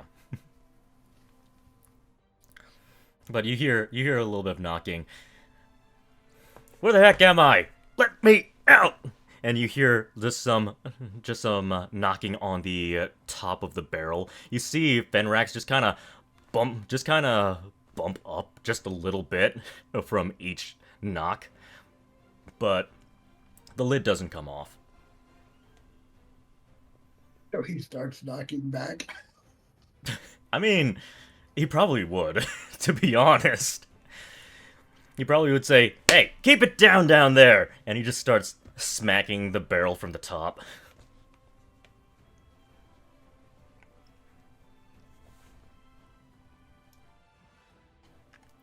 Alright. But both the captains are back awake. Mr. Greyfield walks out to the deck of the ship, and he says, "So what'd I miss?" Not much. Good. I see you've dealt with the pirate situation, so good job. Did you see any ghost ships out there? Nah. Just a little demigod or so. Little what? Somebody say something? Demigod? Is he referring to you two? And he points over to Pyre and Secret. Secret's probably just hiding the lightning shard in his cloak. But I'll let Pyre respond if he wants to respond.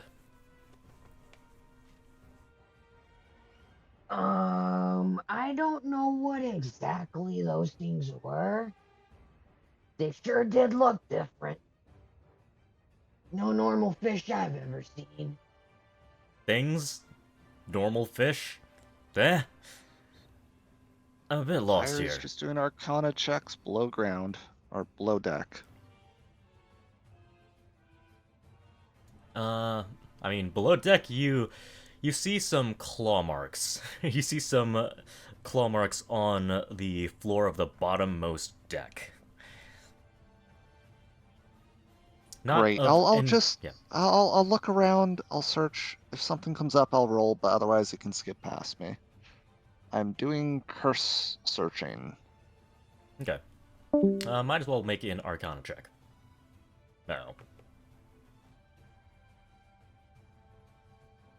Is he? Nah, I just lost Ish. Welcome back. I. Okay. Alright. You guys do make it back to port uneventfully. Greyfield, so Pyre's doing his check. Greyfield finishing up that thought. So I'm just going to, with the response I've been given thus far, I'm just going to assume that you're just going to continue leaving him in the dark. He has absolutely no idea what's going on. Secret doesn't elaborate anything further. He's just confused. Goes, well, I guess we caught some fish, so that was some mission accomplished. I was really Yes, disappointed. it's a lovely cruise. I was really disappointed we didn't get to see any ghost ship or anything like that. Oh, never, never. Nope. Some of the crew join in as well. No, evil bone monsters and evil ghost fish. No, what would make you think that? Definitely no evil whales or anything. Well, good. Now, if you excuse me, I think I need to go rest my aching head. We'll turn in the fish sometime in the morning. Just call me when you guys... Just call me if something comes up. And he goes back inside. You guys have made it back into town. Is there anything else you would like to do before you disembark and we basically end the session? Since we're close to time. When we sight land and we're well in the safety zone, I'll just unleash the fire to see what it does. Okay, yeah. Ship would likely be I mean, you can park both directions, but we'll just say that it's pointing out to the sea, because that's the safe option. So it's pointing out to the sea. You unleash it, and it unleashes a giant cone of fire. Let's see, that was... Let me just measure the box. It's probably the equivalent... Like, even if it was range. 300 feet wide, like, I am not doing this 300 feet from the shore.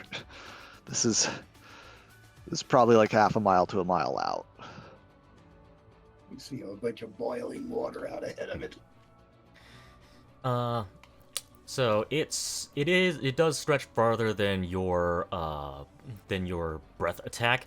It stretches out about 40 feet out at likely a 70 or 80 degree cone. Beautiful. I laugh like a maniac and then just sink to the side and put my head in my hands. And that's my night. That is my night. All right. And also also for your Arcana check, you Why not? do detect some residual, like, you do detect some residual magic from those claw marks. It's not like a claw mark like something clawed something, but more so like a footprint in a sense. And just like it was gripping the floor and happened to leave these impressions. And you do sense a little bit of residual magic in them.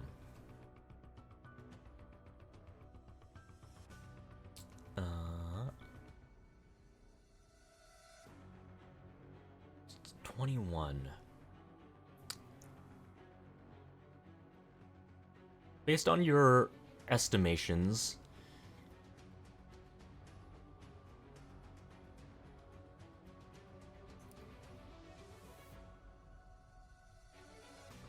Probably just it's a a spell magic school. spell. You don't. It's okay.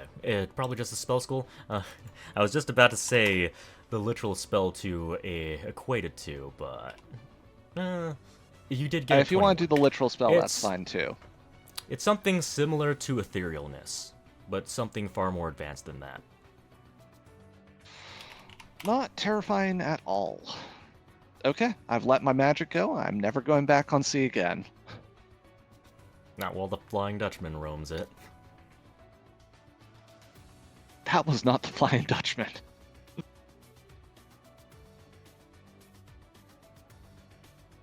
A mountain of arcane psychic energy corpses in the storm night?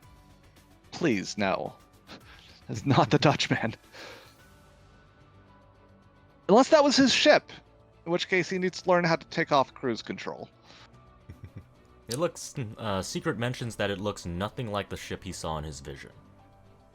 It was definitely a. Yep. It was definitely a standard wooden sailing ship. So chances are, he was probably just hiding in another dimension. So anyway, we're here, we're home, we're missing people. I say this is where we end it tonight. Yep. Unless there's anything else you guys want to do. If there's anything you want to check, investigate the ship, or what have you. Okay. Would I know where to take these people? I assume they have Yeah. no sort of They- identification on them. They tell you, I mean, do you ask them any questions at all? If you ask them anything, they'll likely answer it, and you'll know.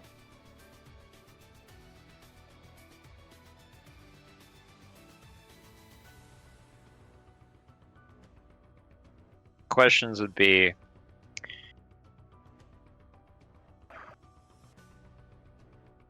how'd you get on the pirate ship? That's our Why were ship. you out? Or sorry, it's their ship. Yep. We're the guards who were supposed to be in charge of that ship. They did a terrible job. I don't say that, but so that's their ship. Okay, why were they out there? We were just doing a normal patrol out there.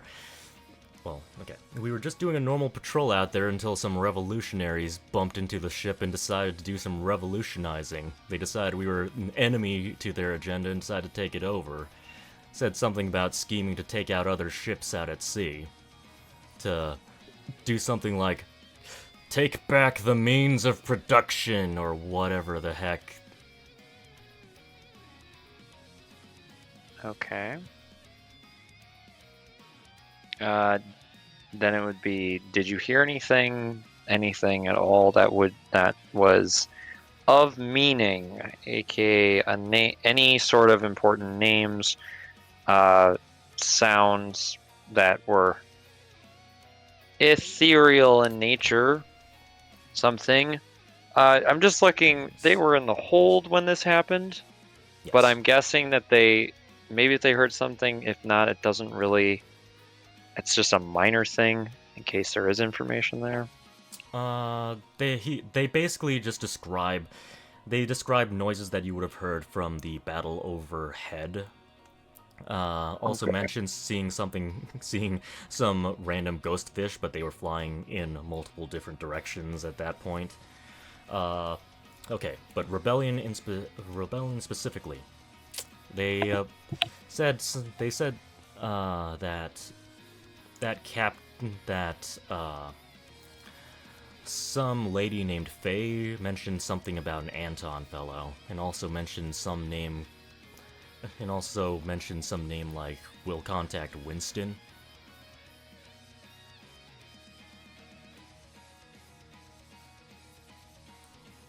Anton and Winston Do are I- two do- names. Do I reckon? Winston seems familiar. Is he one of the So- guys that was at the bar when I first met the party? If we're drawing conclusions, you've only met one of each. So Anton is the beggar who I think he might have been present at the bar. Anton is the half-elf beggar who's basically the right-hand man of Darren Stormright, the leader of their revolutionary faction. Winston is attached to the kid Winston Berg, the young adult who was blinded by Johnny Gust, and also the guy who was screaming his head off, thinking that Brandon Steele was going to assassinate him, or he was going to get assassinated at the town hall, and the guy you guys essentially strong-armed into apologizing to Brandon. Oh. Okay, so those are some. I guess the second guy's a little bit more higher priority. Okay. And then my final question would just be where should I drop them off? That'd be my final question to them. Seeing how you've got a ghost whale and a zombie whale, you could probably just drop them off at a nearby beach and they can just walk their way through. Well, that's With- kind of what I'm asking. Like, I'm Yeah. not showing up at the pier and letting Yep. them off and being like, "This is my boat, guys. I have a zombie." Yep, Deal I'm with not it. assuming that. That wasn't what I said. Okay. Yeah, that's whatever beach they send me to. I'm gonna go there. Now, that thing fell into the water and didn't come back up. I didn't see it as we were swimming, or I didn't see it when we got up next to the boat, and I didn't see it when I was going away from the boat. That Is it is drop- correct. Let's see. You can see into the ethereal space, but there's likely a range where it is effective. So I don't think you would be able to continuously track it long distance. But you did not see it at all. Okay. Is there, as I was heading back to port, has there been any response from the city? I can't imagine that no one in has regards to seen. what? I can't imagine that no one has seen two gigantic glowing whales out in the middle, or at least said those are two giant glowing green, actually three, including the giant glow from the bigger guy that just showed up, the humanoid. There's got to be some sort of reaction to this. There's no way that the guards are just like, that's normal. Like, was there a patrol That boat? Any patrol boat still sent out? would be pretty far, and bear in mind I also mentioned the storm, so patrols would likely break off at that point. It would be more unlikely. And at least, well, I've never specified the precise distance, but you did have to travel a little bit out. It's definitely greater than, say, 1,000 feet. I'd say It'd have to be several miles if no one could see it from shore, because a mile is 5,280 feet. chances are they probably saw some blips in the distance, but I would say that they probably wouldn't just look at it and clearly assume, oh yeah, those are ghosts out there. They might think of something like, those might be lightning strikes out there. Especially since you were being bombarded with a lot of lightning earlier. So there's nothing. I come back and the guy and everyone's still in docks. The city's not. There's no. It's Everyone's pretty much normal. talk about a storm being out there, and as well as rumors of disappearing ships. Okay, the flow of information back to this place is really low. There must be a lot of people who are dying out there. Alright, well, I'm going to have to talk to Veer then. Which means I'm going to have to return back to his palace. Which means I drop off the people.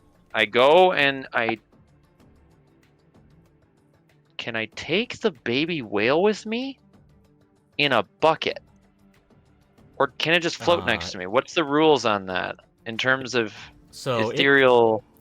it's not invisible. It's not something that only you can see. It doesn't exist on the ethereal plane. It's currently on the material plane, so it's like other ghosts, which are visible on the material plane. So normal people can see it.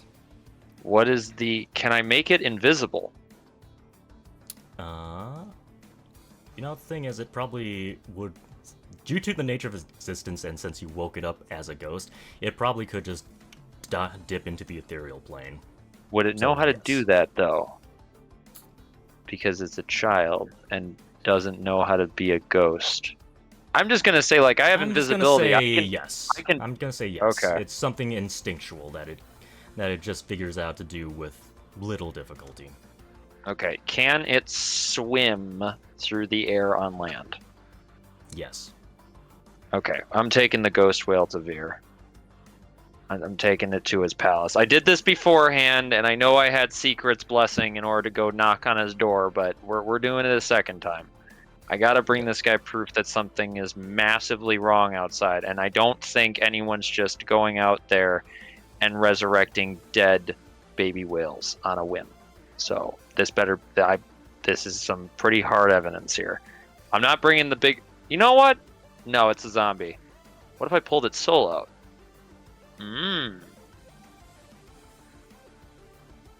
gonna actually have no. to think Well, about that. I allowed it the first. no. I allowed it the first time, but I think that might be a bit too powerful. Well, you know what? We'll take the baby whale. I'd like to just like lead both, and then show up, and all of a sudden it just appears in his room, like through the walls, and it's just like the head of it, and it's like, oh yeah, I found this. This is your evidence. It's a giant undead I pulled it from a zombie corpse. You have a problem. Anyway, that's what I'm doing right now. So drop them off. I'm going to tell the bigger whale to go out, and I have a request, and I will try to repay it back if I can. I want it to go out there and scout. At basically midnight every night, I will return to the this same shore, and I want him to essentially come to shore within distance that I'm able to telepathically communicate. And I want to basically have him just go through what he saw during the day and the night. So basically, from the meeting time at 12 a.m. to the next 12 a.m., that period of time, I want to know what's happening out there. Okay, let's do this privately. We'll do this privately, and you're probably also not going to like how Veer is going to respond. I know you're definitely not going to like how he's going to respond. Oh, I'm sure. I'm sure, but it's my only option right now, unfortunately. But yeah, so we'll deal with all that privately. So that's that. Does anyone else want to do something? I am done for tonight. All right. And you have successfully survived your first encounter. A little bit of a glimpse into the problems that are out there right now. Let's see if you can survive a second encounter if you're brave enough to go back out there. But we'll be ending it right here. Recording.